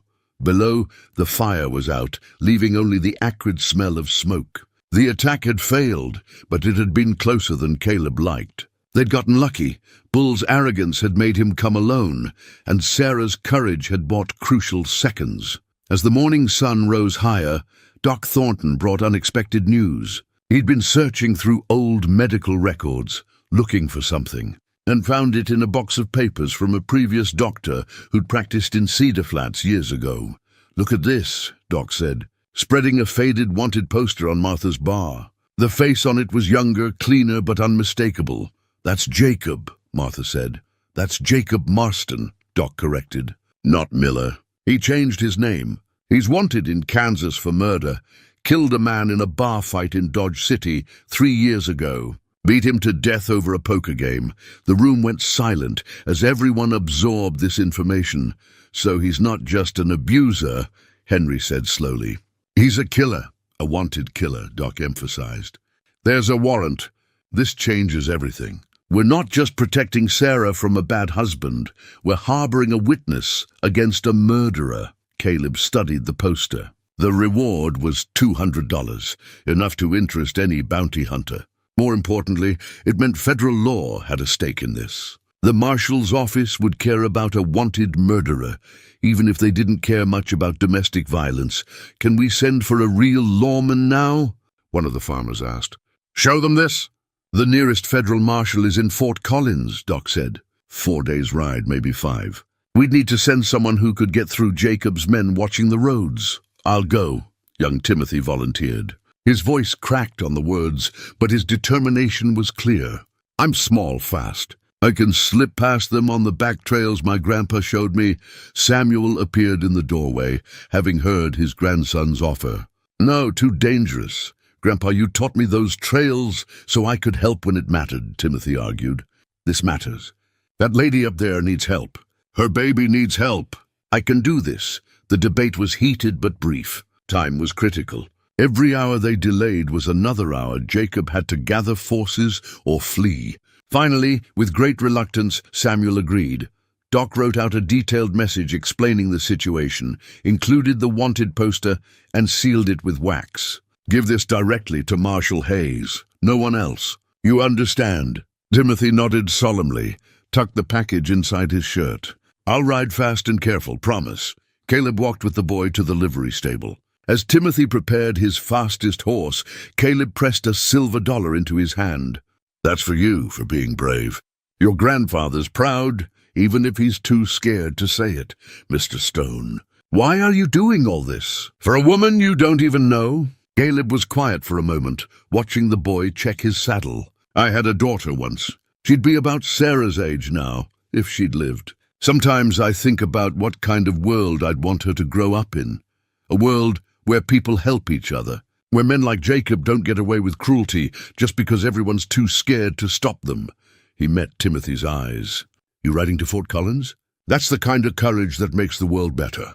Don't ever forget that. Timothy rode out just after sunrise, taking the eastern trail that wound through rough country few people traveled.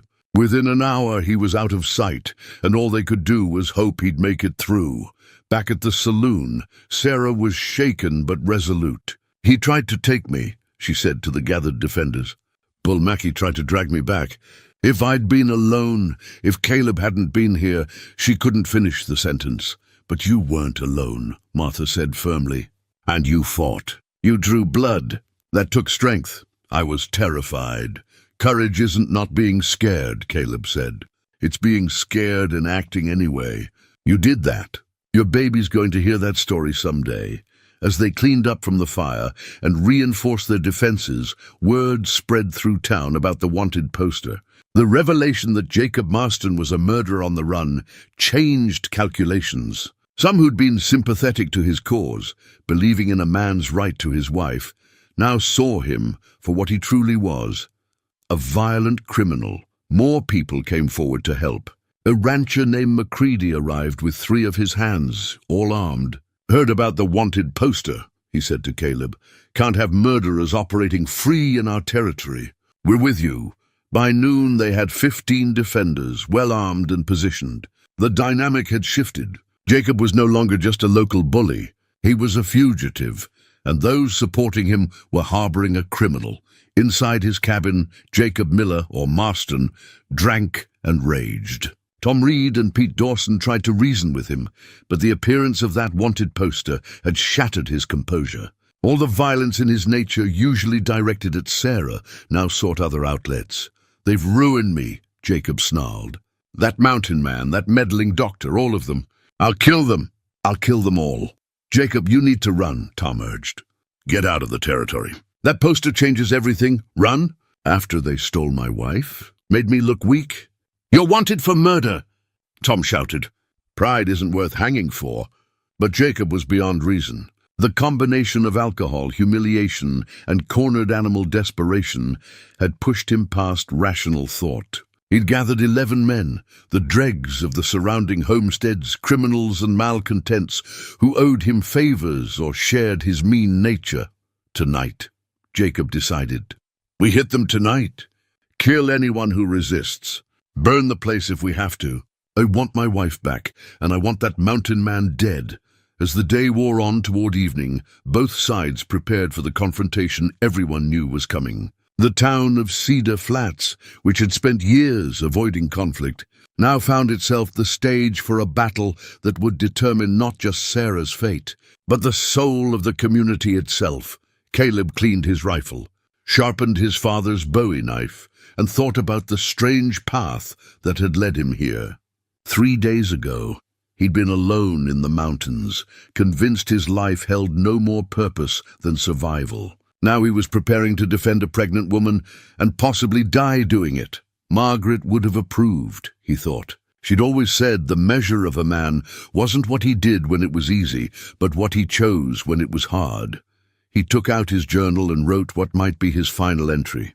He wrote about Sarah's courage, about Timothy's bravery, about ordinary people choosing to be extraordinary. He wrote about redemption and second chances, and the unexpected ways life can give meaning to what seemed like meaningless years. Then he closed the journal, checked his weapons one last time, and went downstairs to face whatever the night would bring.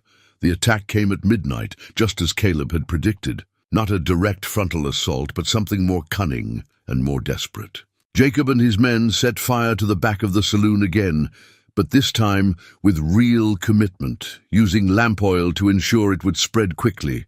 The flames caught fast, turning the rear wall into a sheet of orange heat, but Caleb had learned from the first attempt. He'd positioned men with water barrels and wet blankets at strategic points. As the fire roared to life, his defenders moved with practiced efficiency, containing it before it could spread to the main structure. That's when the real assault began. Jacob and his men charged the front door, 11 against 15 in darkness, with desperation making them bold. The street erupted in violence. Gunfire cracked the night air. Men shouted. Glass shattered.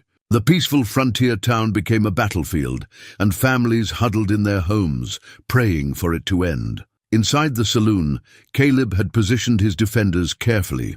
Henry and the Hayes brothers held the ground floor, using tables as cover. Macready and his ranch hands defended the stairs. Doc Thornton, despite his age and profession, held a rifle with steady hands. The initial volley from Jacob's men was wild, driven by alcohol and anger rather than accuracy. Windows exploded inward, but most shots went high or wide. The defenders' return fire was more measured, more precise. One of Jacob's men went down screaming, shot through the thigh. Another stumbled back, clutching a shattered shoulder. The assault faltered as the attackers realized this wasn't going to be the easy victory Jacob had promised. "Pull back!" Tom Reed shouted, showing more sense than his employer. "It's suicide!" But Jacob wasn't listening. He fired wildly at the saloon, screaming Sarah's name like a curse. Pete Dawson tried to drag him to cover, but Jacob shook him off and charged at the door. He never made it. Henry Porter, the farmer who'd spent 2 years hating his own cowardice, stepped into the doorway and fired once. The shot took Jacob in the leg, spinning him around and dropping him into the dust. The fight went out of the attackers then. Seeing their leader down, bleeding and cursing, they broke and ran. Only Tom Reed stayed, dragging Jacob toward cover, while Pete Dawson fired wild shots to discourage pursuit. Within minutes, it was over. The fire at the back was extinguished. Jacob's men had scattered. 2 of the attackers lay wounded in the street, crying for help that would come from Doc Thornton's merciful hands, even though they'd just tried to kill him. But victory came with cost. One of Macready's ranch hands was dead, shot through the heart in the initial volley. Jack Hayes had taken a bullet in the arm, and Martha had glass cuts across her face from a shattered window. The saloon looked like a war zone, smoke-stained and bullet-riddled. Sarah had stayed in her room throughout, as instructed, but the sounds of battle had been terrible. When Caleb came to check on her, he found her sitting on the floor in the corner, arms wrapped around her belly, rocking slightly. "Is it over?" she asked, her voice small. "For tonight," Caleb said gently. He sat down across from her, wincing at his own injuries. Nothing serious, but he'd been grazed by a bullet across his ribs. "How's the baby?" Sarah touched her belly. "Moving, scared, I think. I can feel the heartbeat racing. Baby knows you're protecting it. That's what counts." "A man died tonight," Sarah said, tears streaking her face. "Because of me. Because I wouldn't go back." "No," Caleb said firmly. "A man died because Jacob Marston chose violence. You chose freedom.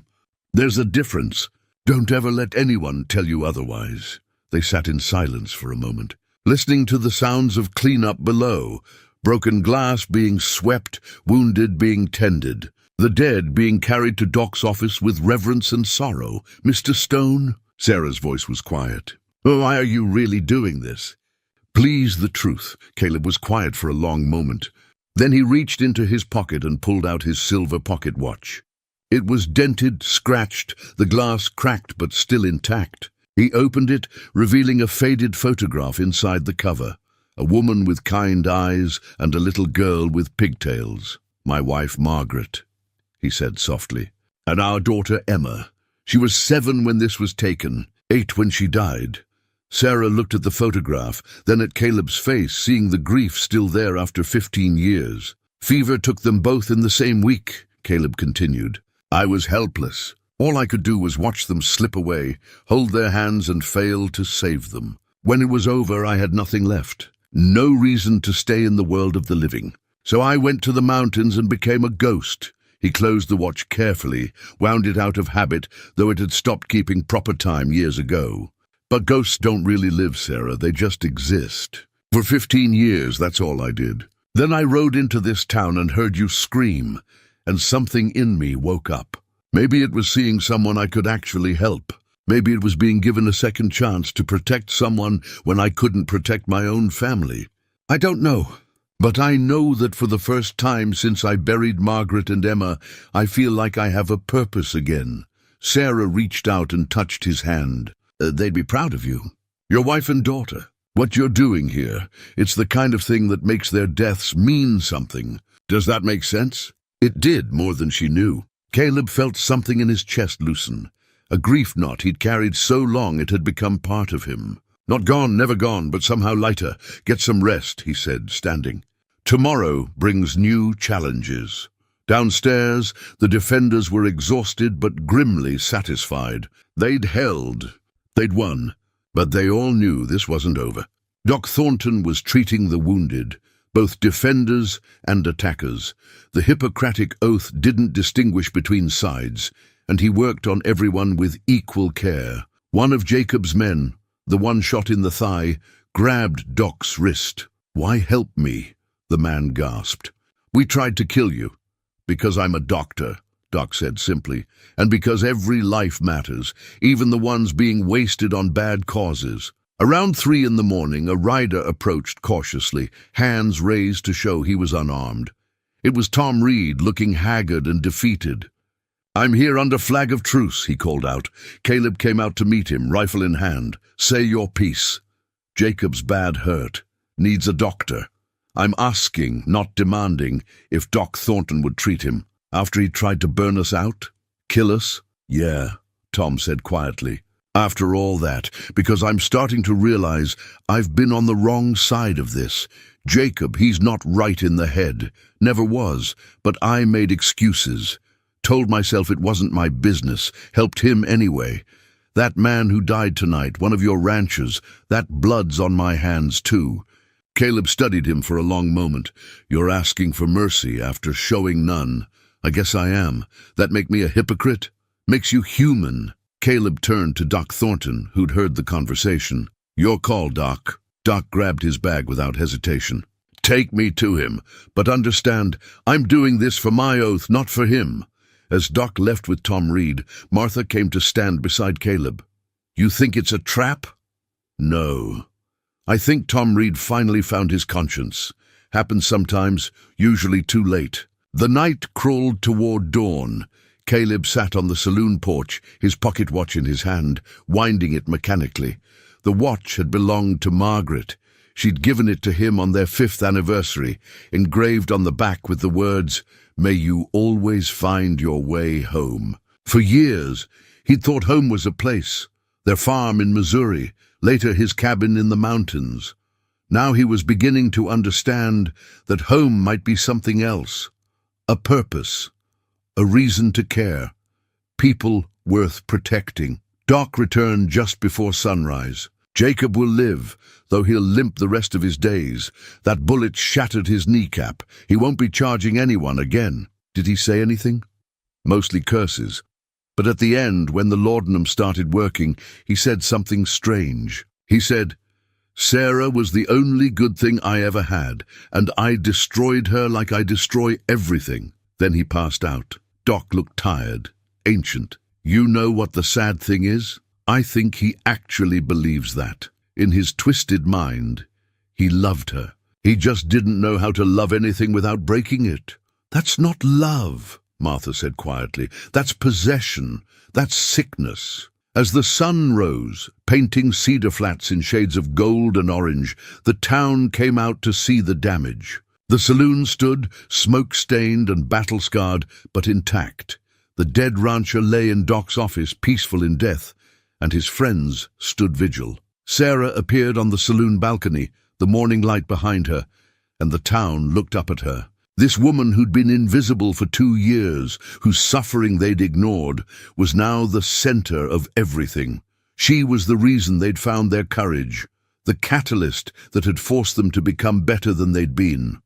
She raised one hand in a small wave, and people waved back. It was a simple gesture, but it meant everything. She was no longer alone. She was no longer invisible. She was a member of this community, worth fighting for, worth dying for. Caleb watched the sun rise and thought about the strange turns life takes. 3 days ago, he'd been planning to trade his furs and disappear back into the mountains. Now he was part of something bigger, a community finding its soul, a woman finding her strength, a town learning that courage is contagious. His pocket watch ticked in his hand, keeping imperfect time, and he smiled. Margaret had told him he'd find his way home.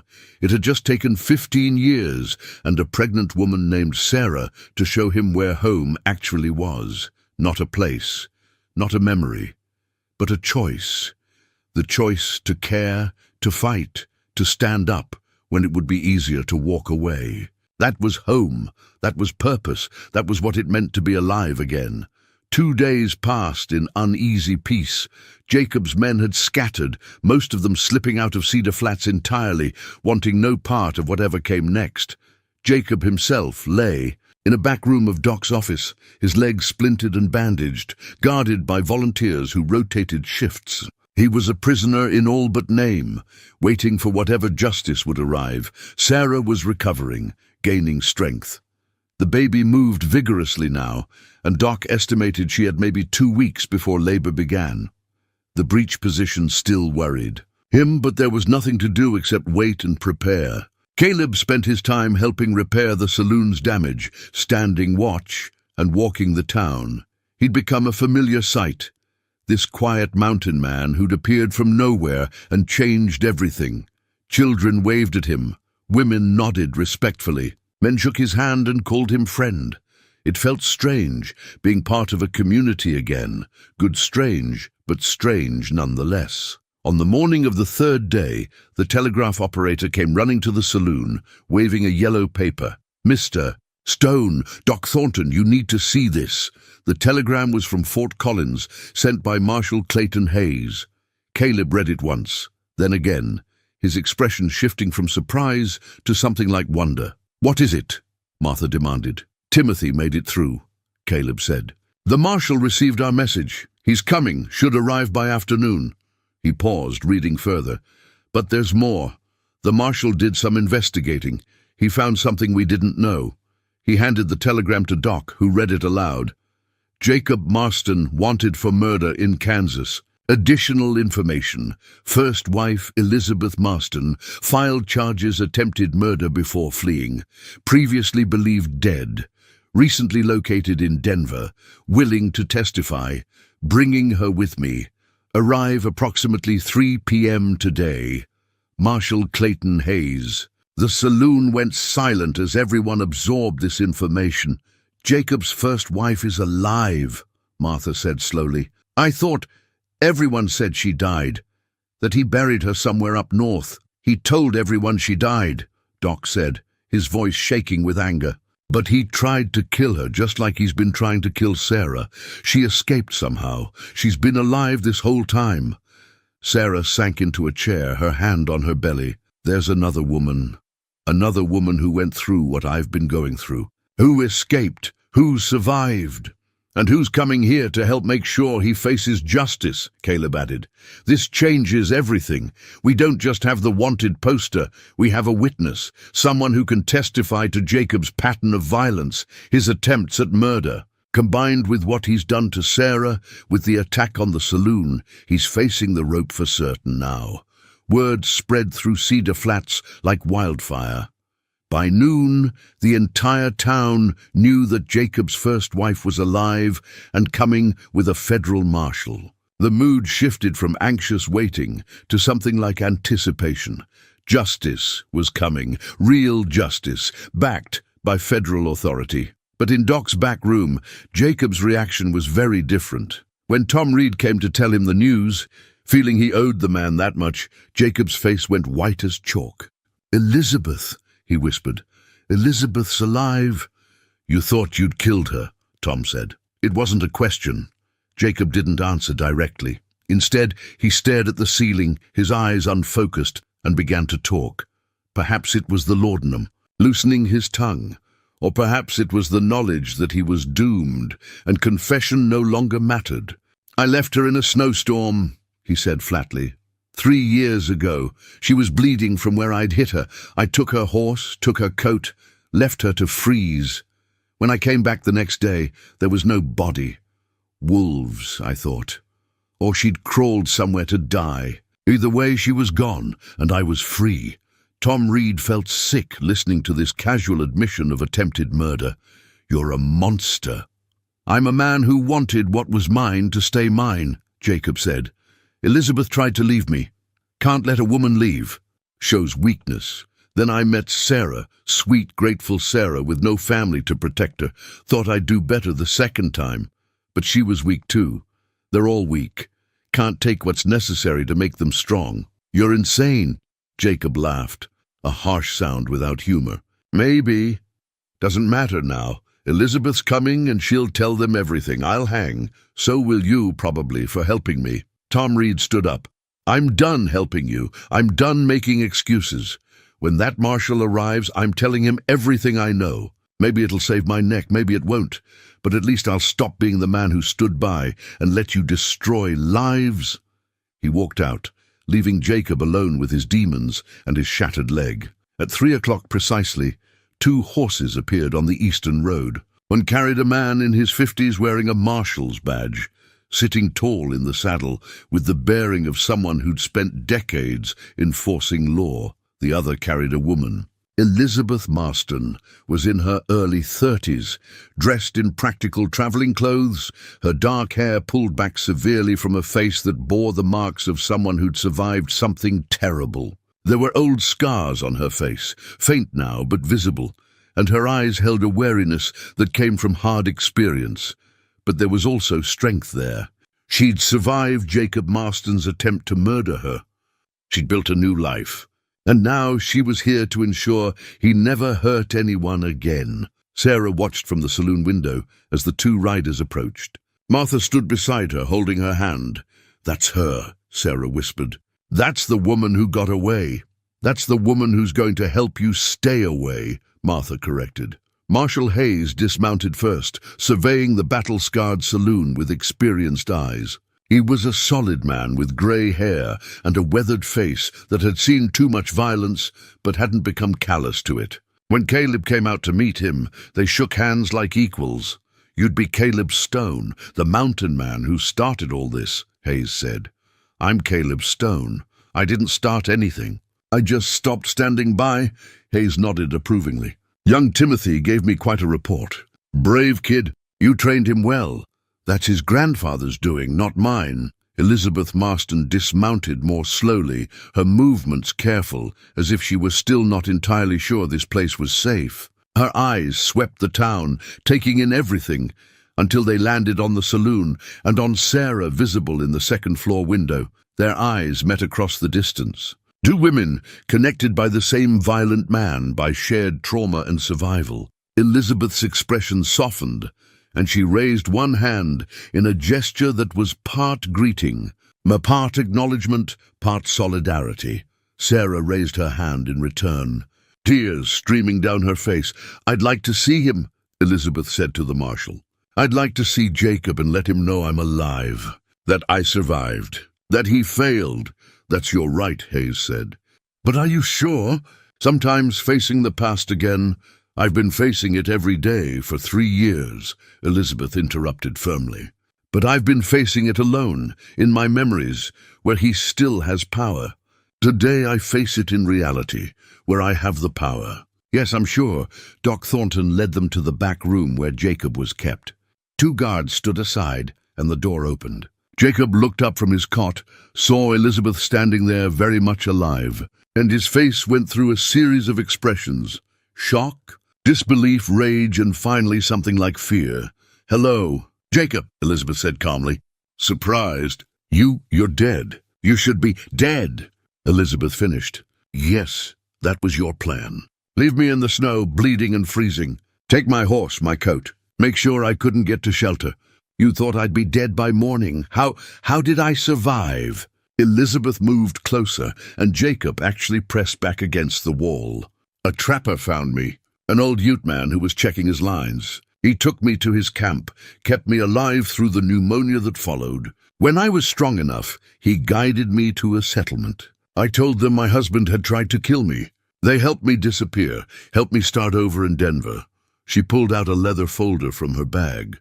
"I've been documenting everything. Every memory of your violence. Every scar you left. Every broken bone. The doctor in Denver examined me, wrote it all down. And when I heard through the Frontier Gossip Network that you'd married again, that another woman was suffering, I knew I couldn't stay hidden anymore." Jacob's eyes darted between Elizabeth and the marshal. "You can't prove anything. It's her word against mine. Actually," Marshal Hayes said, "I can prove plenty. The wanted poster from Kansas. Your attack on this saloon. Your assault on Sarah Miller, documented by Doc Thornton. Tom Reed's testimony, yes, he's turning witness. And now Elizabeth's testimony, backed by medical evidence." He pulled out handcuffs. "Jacob Marston, you're under arrest for murder, attempted murder, assault, and a host of other charges. You'll be transported to Fort Collins for trial." Jacob's face twisted with rage. "Sarah, I want to see Sarah. She's my wife.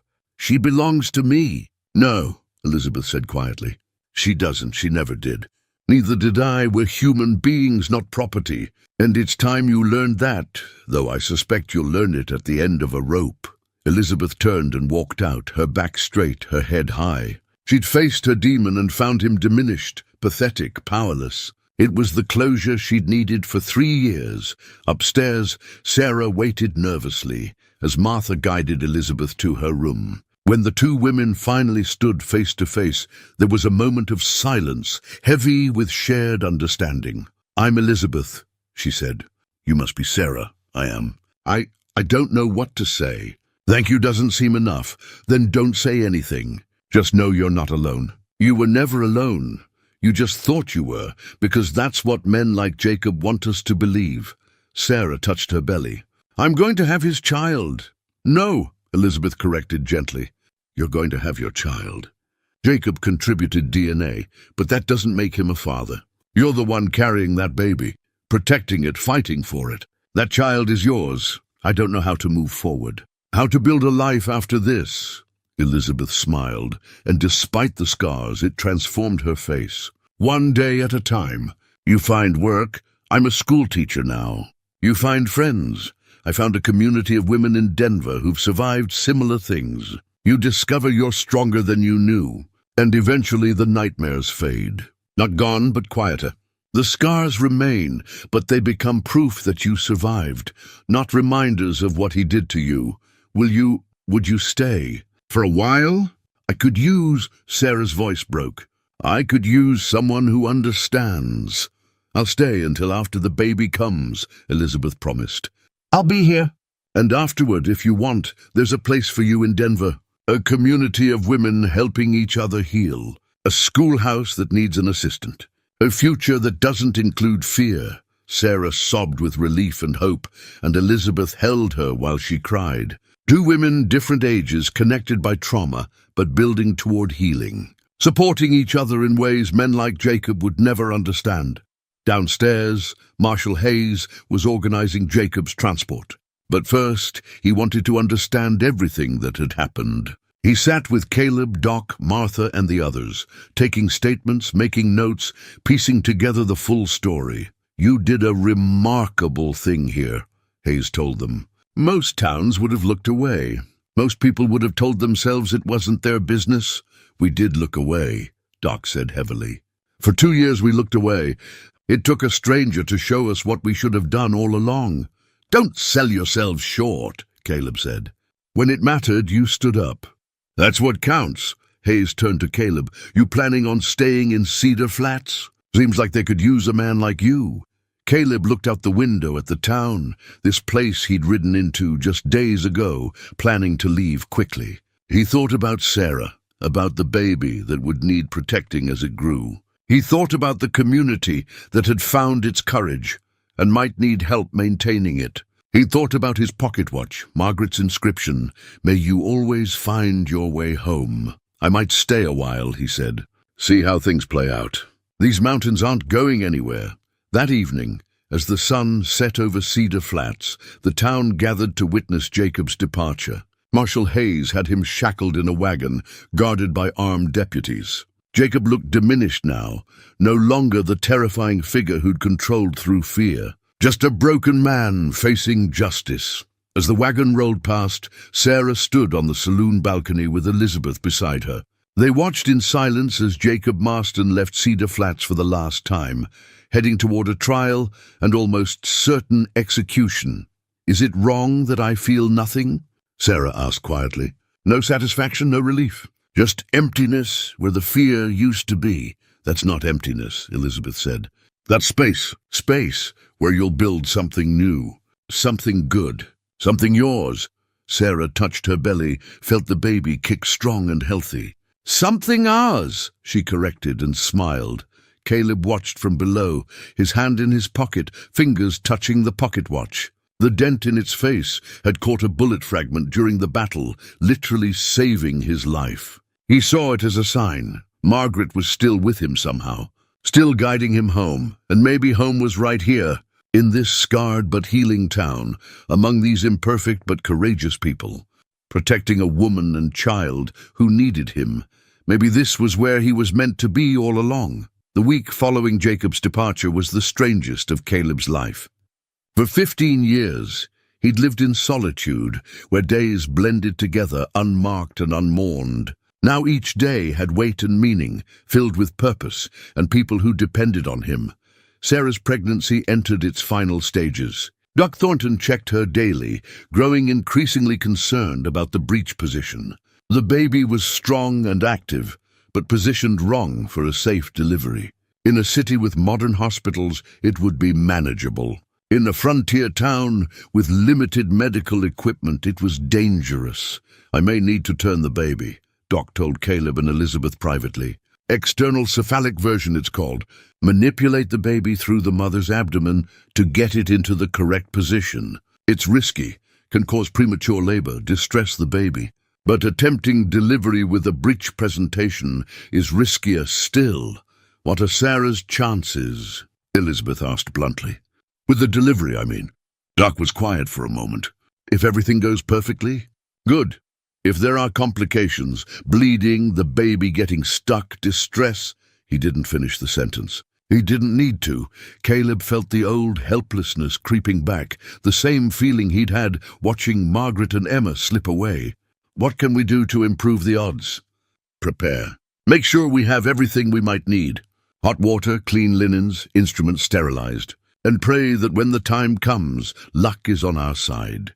Elizabeth spent her days with Sarah, the two women forming a bond deeper than friendship.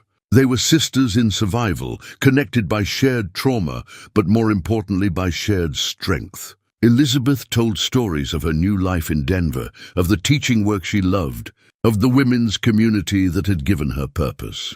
There's a woman named Clara who survived worse than both of us combined, Elizabeth said one afternoon as they sat sewing baby clothes. Her husband burned down their house with her inside. She escaped through a window, but the fire left scars all over her arms and back. When I first met her, I thought she'd be broken. But she's the strongest person I know. She runs a boarding house now, helps other women escaping bad situations. She taught me that survival is just the beginning. What you do after, that's what defines you.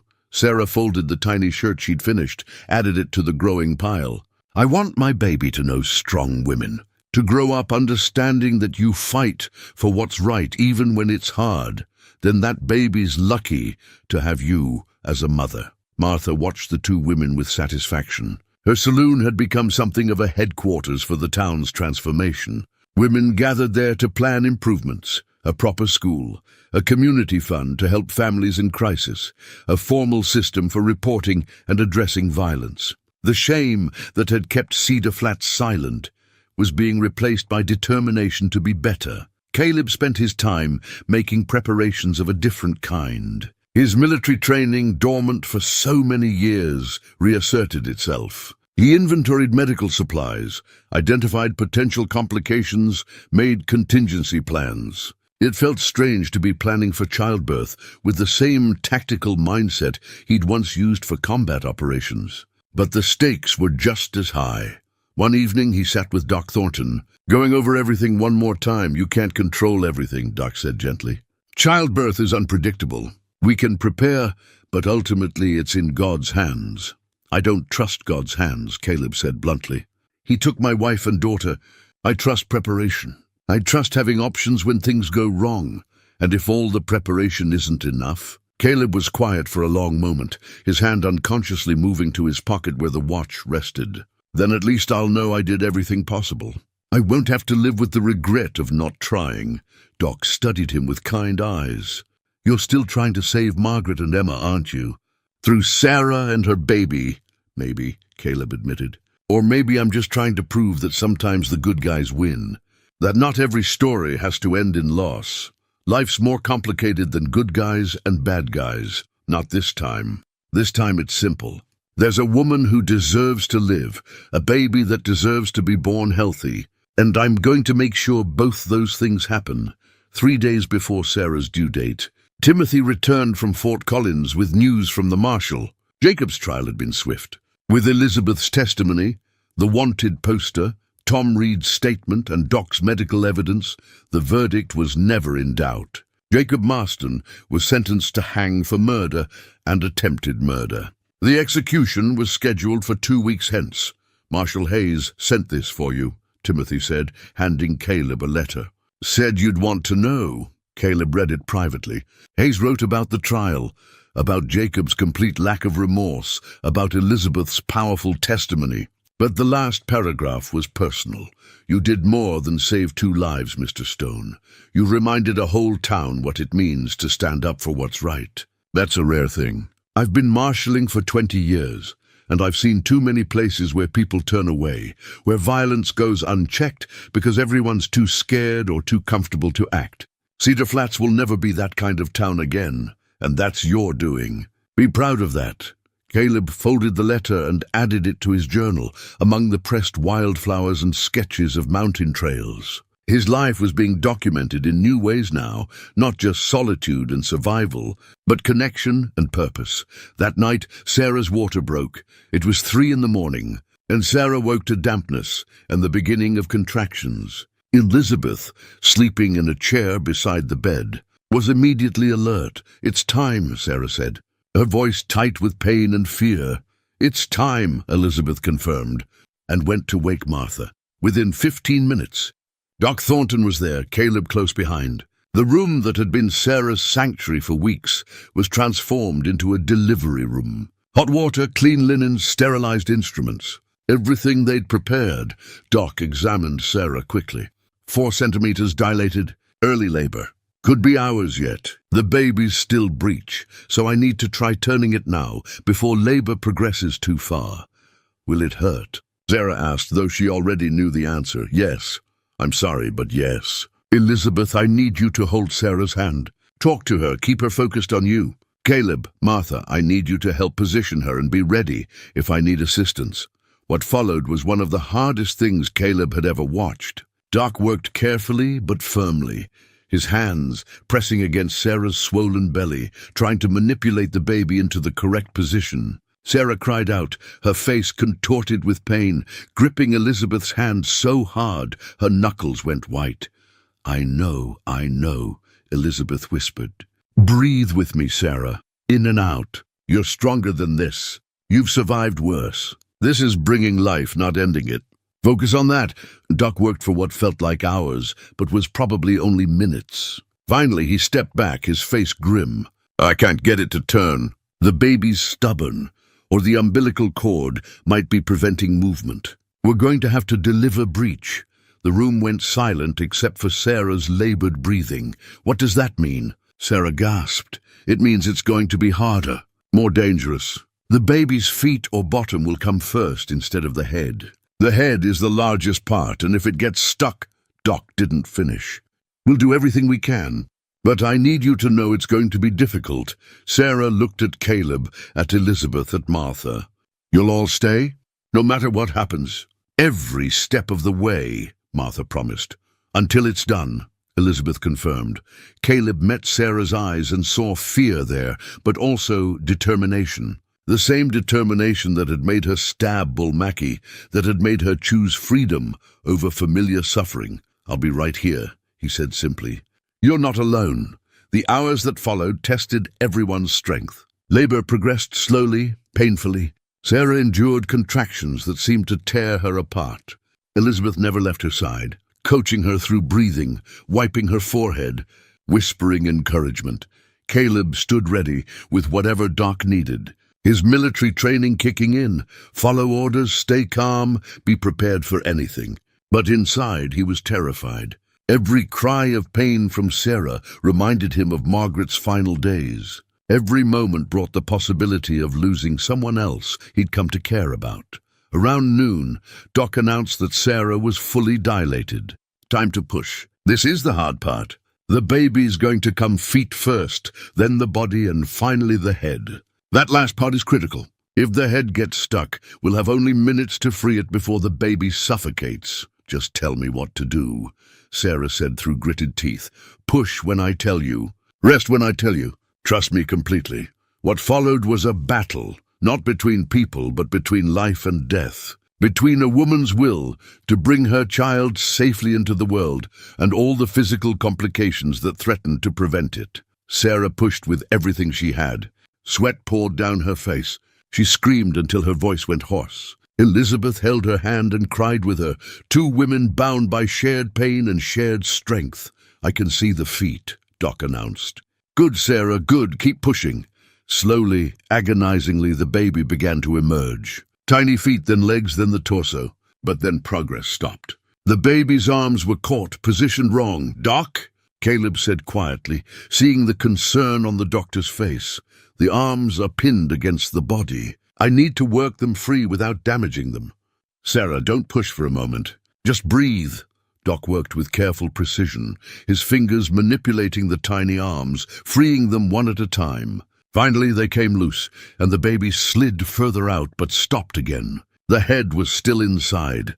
Sarah, I need you to push harder than you ever have, Doc said urgently. Right now. Everything you've got.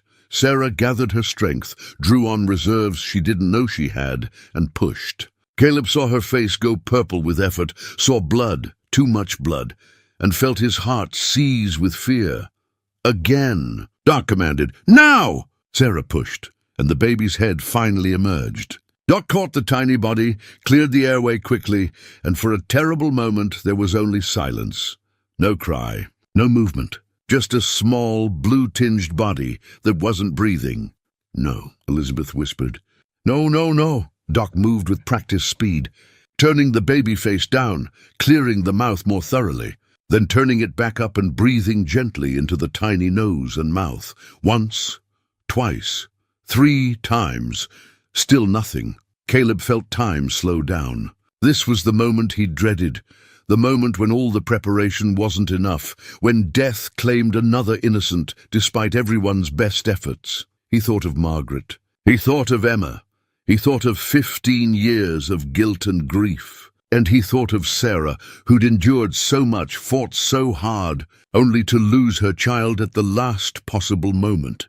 Doc breathed into the baby's mouth again, pressed gently on the tiny chest, breathed again, and the baby coughed, sputtered, and then released a thin, reedy cry that was the most beautiful sound any of them had ever heard. The blue tinge faded to pink. The cry grew stronger. Doc wrapped the baby quickly, keeping it warm, and handed the crying infant to Sarah. You have a daughter, Doc said, his voice thick with emotion. A healthy baby girl. Sarah took her daughter with trembling hands, looked down at the tiny face, and burst into tears. Elizabeth cried too, overcome with relief and joy. Martha wiped her eyes discreetly. Even Doc had to pause to compose himself. Caleb stood back, watching this moment of pure life, and felt something break open in his chest. 15 years of grief, of guilt, of believing that the world was only loss and pain. It all cracked apart, and through the cracks came light. He reached into his pocket and touched his watch. The dented, stopped watch that had literally saved his life days ago. And he wound it carefully, deliberately, setting it to the correct time for the first time in 15 years. It was time to stop living in the past. Time to embrace the present with all its pain and joy and possibility. Sarah looked up from her daughter and met Caleb's eyes. "Thank you," she whispered, "for everything, for giving us this chance." "You gave yourselves the chance," Caleb replied. "I just helped clear the way." The baby, unnamed yet but already loved beyond measure, nursed at her mother's breast. She'd been born into a world that was still hard, still dangerous, still full of pain. But she'd also been born into a world where people stood up for each other, where courage could be found even in the most ordinary hearts, where one man's choice to not walk away could change everything. Outside, the sun was setting over Cedar Flats. Tomorrow would bring new challenges, new struggles. But tonight, there was only this, a woman and her newborn daughter surrounded by people who loved them, safe and alive and home. Caleb burst through the shattered door just as Jacob reached the back room. The big man with the axe turned to meet him, swinging the weapon in a deadly arc. Caleb ducked under it, feeling the blade whistle past his head, and drove his shoulder into the man's midsection. They crashed into the wall together. The big man was stronger, but Caleb was faster and more experienced. He drove his knee up into the man's groin, then his elbow into the man's throat. The axe clattered to the floor, but Jacob was through the doorway now, moving toward where he could hear his daughter crying. Sarah stood in front of the root cellar door, her hands empty but her stance defiant. "She's mine," Jacob snarled. "My daughter. You can't keep her from me." "She's not yours," Sarah said, her voice steady despite her terror. "She's mine. I carried her. I brought her into this world. I'll die before I let you touch her." Jacob raised his gun, pointing it at Sarah's chest. "Then die." But before he could pull the trigger, Elizabeth appeared from the shadows beside the root cellar door. She'd been waiting, baby Margaret carefully hidden below. In her hands was Sarah's partially finished baby blanket, the one Jacob had thrown in the dirt weeks ago, now cleaned and completed by loving hands. "Jacob," Elizabeth said quietly, drawing his attention. "Remember me?" Jacob's head whipped toward her, his eyes going wide with shock and something like fear. You're dead. I killed you." "You tried," Elizabeth said. She stepped forward, holding the blanket like a shield, and Jacob actually stepped back. "You left me to die in the snow, but I survived. I survived, and I built a life without you. A good life. A free life." She took another step forward, and Jacob retreated again. The gun in his hand wavered. "You know what I learned, Jacob? I learned that you're nothing. You're not powerful. You're not feared. You're just pathetic. A broken man who could only feel big by making others feel small. And even that didn't work. We're still here. We survived you. We're stronger because of what you put us through." "Shut up!" Jacob screamed and aimed the gun at Elizabeth, but Sarah had been moving while Elizabeth distracted him. She'd retrieved something from behind the door, a heavy iron poker used for the stove. As Jacob's finger tightened on the trigger, Sarah swung it with all her strength, catching him across the wounded knee. Jacob's scream was inhuman. He dropped the gun and collapsed, clutching his shattered leg. The poker had broken the barely healed kneecap completely. He rolled on the floor, writhing in agony. In the main room, Caleb had finished with the big man, left him unconscious and bleeding on the floor. He rushed into the back room to find Sarah standing over Jacob, the poker still in her hands, breathing hard.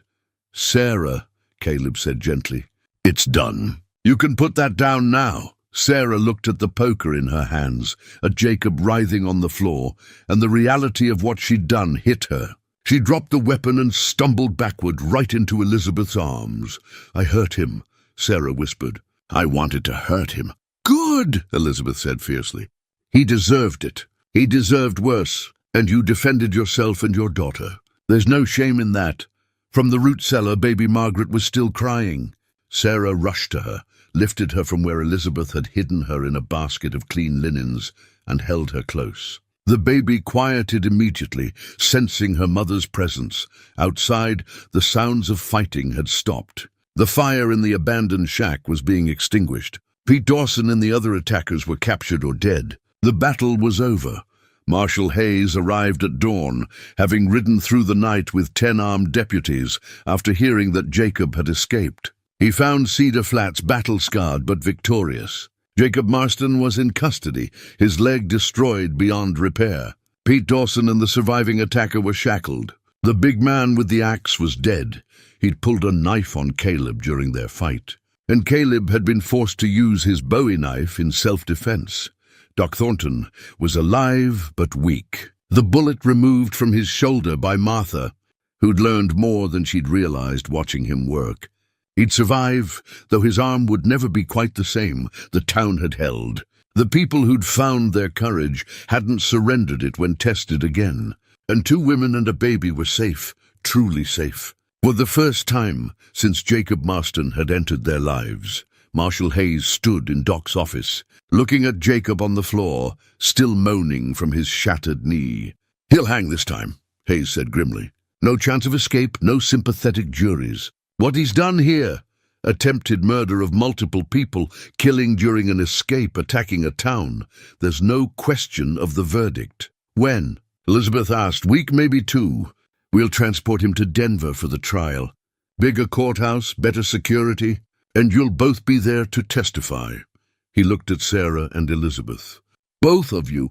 2 wives, 2 attempts at murder. The jury will hear everything." Jacob, through his pain, managed to spit out words. You turned her against me. Both of them. They were mine until you—" "They were never yours," Caleb interrupted quietly. He knelt down beside Jacob, his father's Bowie knife still in his hand. The blade cleaned, but the memory of violence still fresh. "People aren't property. Love isn't ownership. You never understood that, and now you'll die not understanding it." He stood and turned away, done with Jacob Marston forever. Sarah sat in the corner, nursing baby Margaret, who'd finally calmed down. Elizabeth sat beside her, one hand on her shoulder. 2 women who'd survived the same monster, who'd helped each other find strength, who'd built something better from the wreckage of their pain. "What will you do now?" Elizabeth asked Sarah quietly. "The offer still stands. Denver, the community, the work." Sarah looked down at her daughter, then around the room at the people who'd fought for them.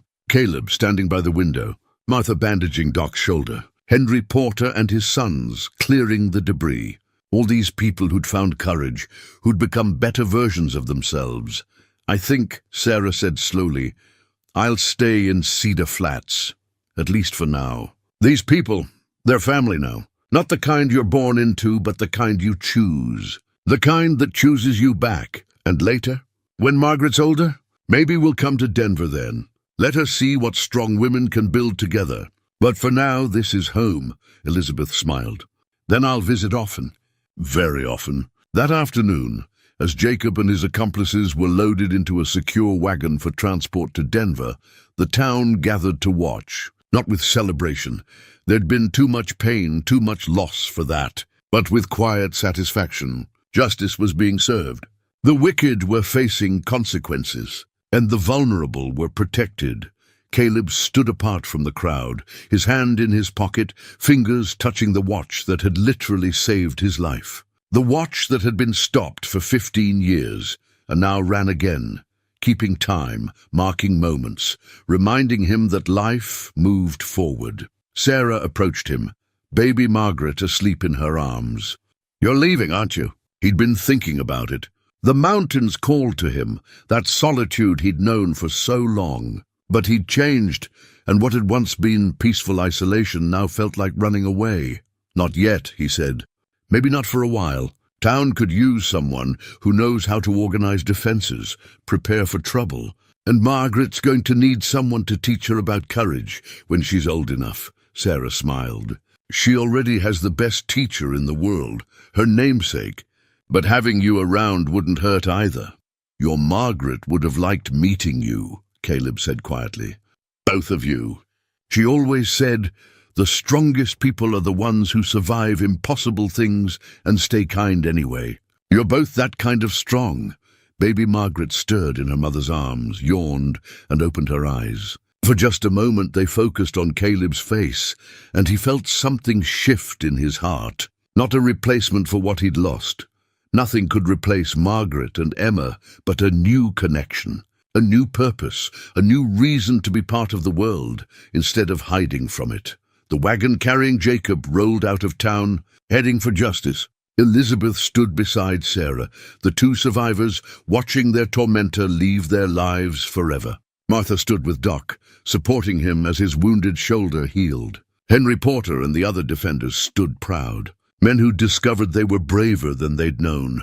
And Caleb Stone, the mountain man who'd ridden into town planning to stay one night, looked around at this community he'd helped save and realized he was exactly where he needed to be.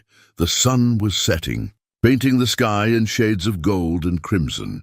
Tomorrow would bring new challenges, always did. But tomorrow would also bring another day of Sarah and baby Margaret living free, of a town that had learned to stand up for what's right, of ordinary people who discovered they were capable of extraordinary courage. Caleb took out his journal that evening and wrote by lamplight. He wrote about the final battle, about Sarah's courage, about the strange satisfaction of seeing justice served. But mostly he wrote about hope, how it can be lost and found again, how it can survive even the darkest times, how it can grow from the smallest seeds of kindness and courage.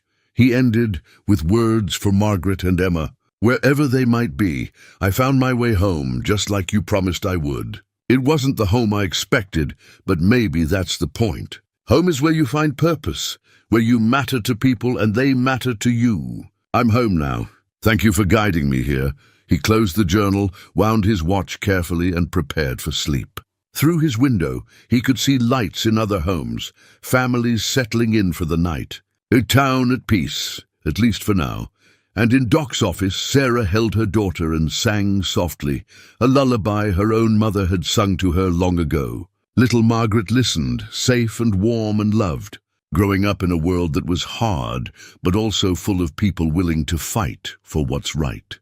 The baby blanket Elizabeth had held during the confrontation lay beside them, clean and bright and finished, a symbol of hope that had survived being trampled, that had been restored by caring hands, that would wrap this child in love as she grew. Sometimes, Caleb thought as he drifted toward sleep, the world gives you second chances. And sometimes, if you're very lucky and very brave, you get to be part of someone else's second chance. That was enough. More than enough, it was everything. 3 weeks later, word arrived by telegram from Denver. Jacob Marston had been tried, convicted, and executed for his crimes. The trial had lasted only 2 days. Elizabeth's testimony combined with Sarah's, along with the evidence of his attacks on Cedar Flats and the murders committed during his escape, left no room for doubt or mercy.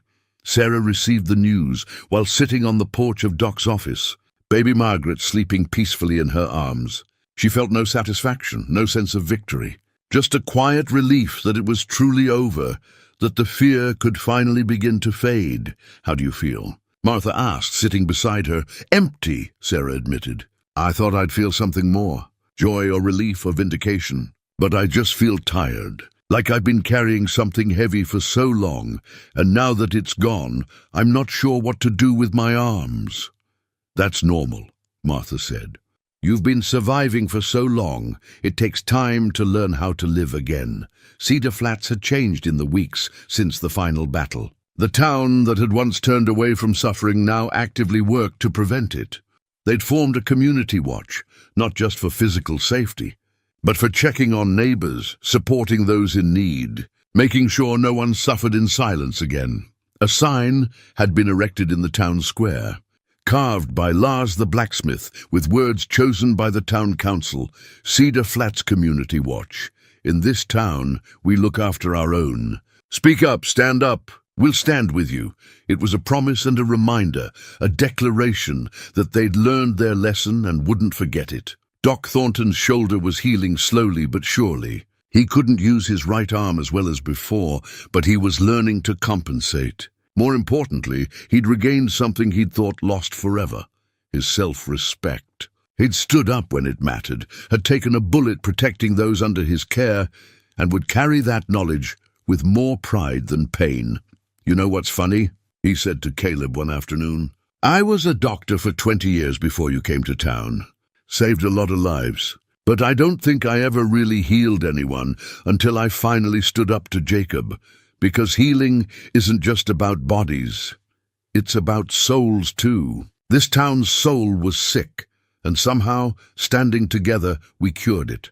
Caleb had stayed in Cedar Flats, though he made occasional trips back to his mountain cabin to check on things and bring down more supplies. Each time he returned to town, it felt more like coming home. The solitude he'd once cherished now felt lonely rather than peaceful. He'd spent 15 years running from connection, and now he found himself craving it.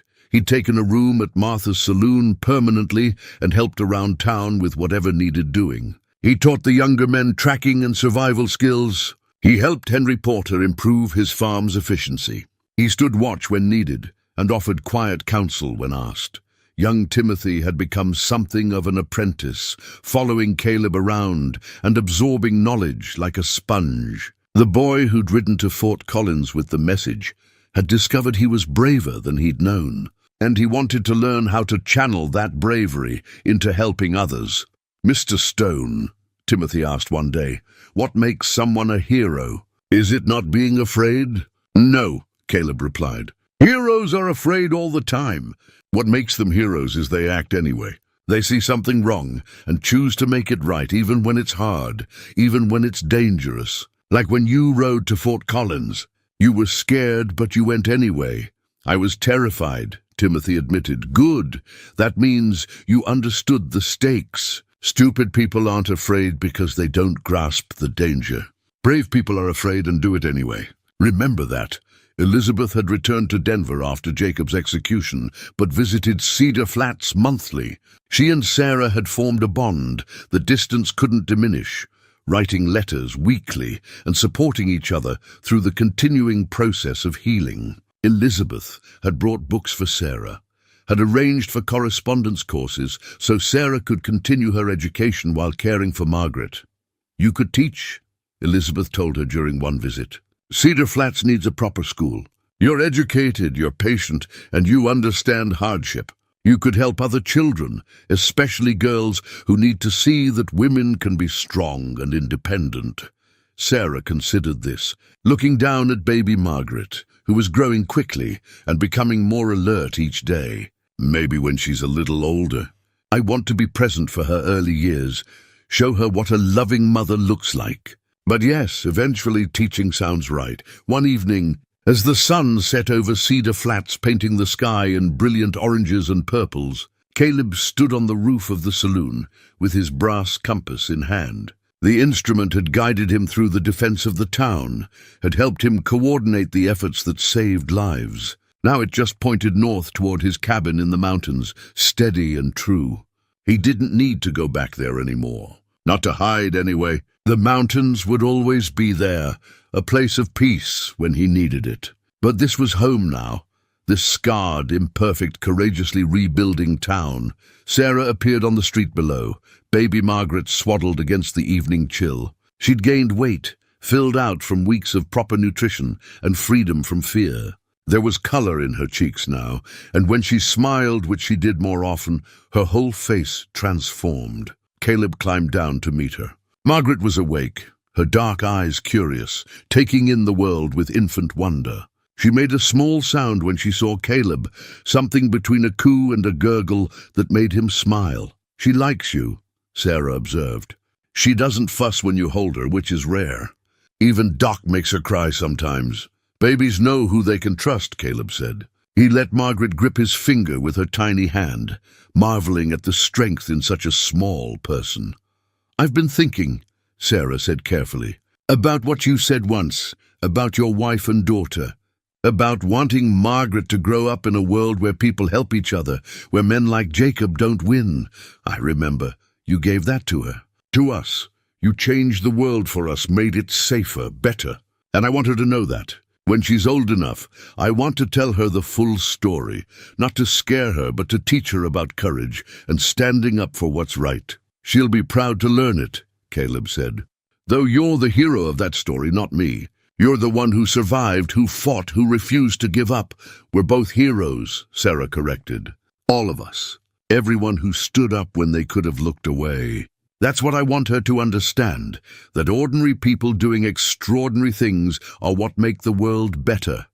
As they walked through town, people nodded greetings. Cedar Flats had become a genuine community, no longer a collection of isolated individuals pretending not to see each other's struggles. The woman who'd been invisible for 2 years was now a respected member of society, her daughter celebrated as belonging to everyone. A symbol of the town's redemption.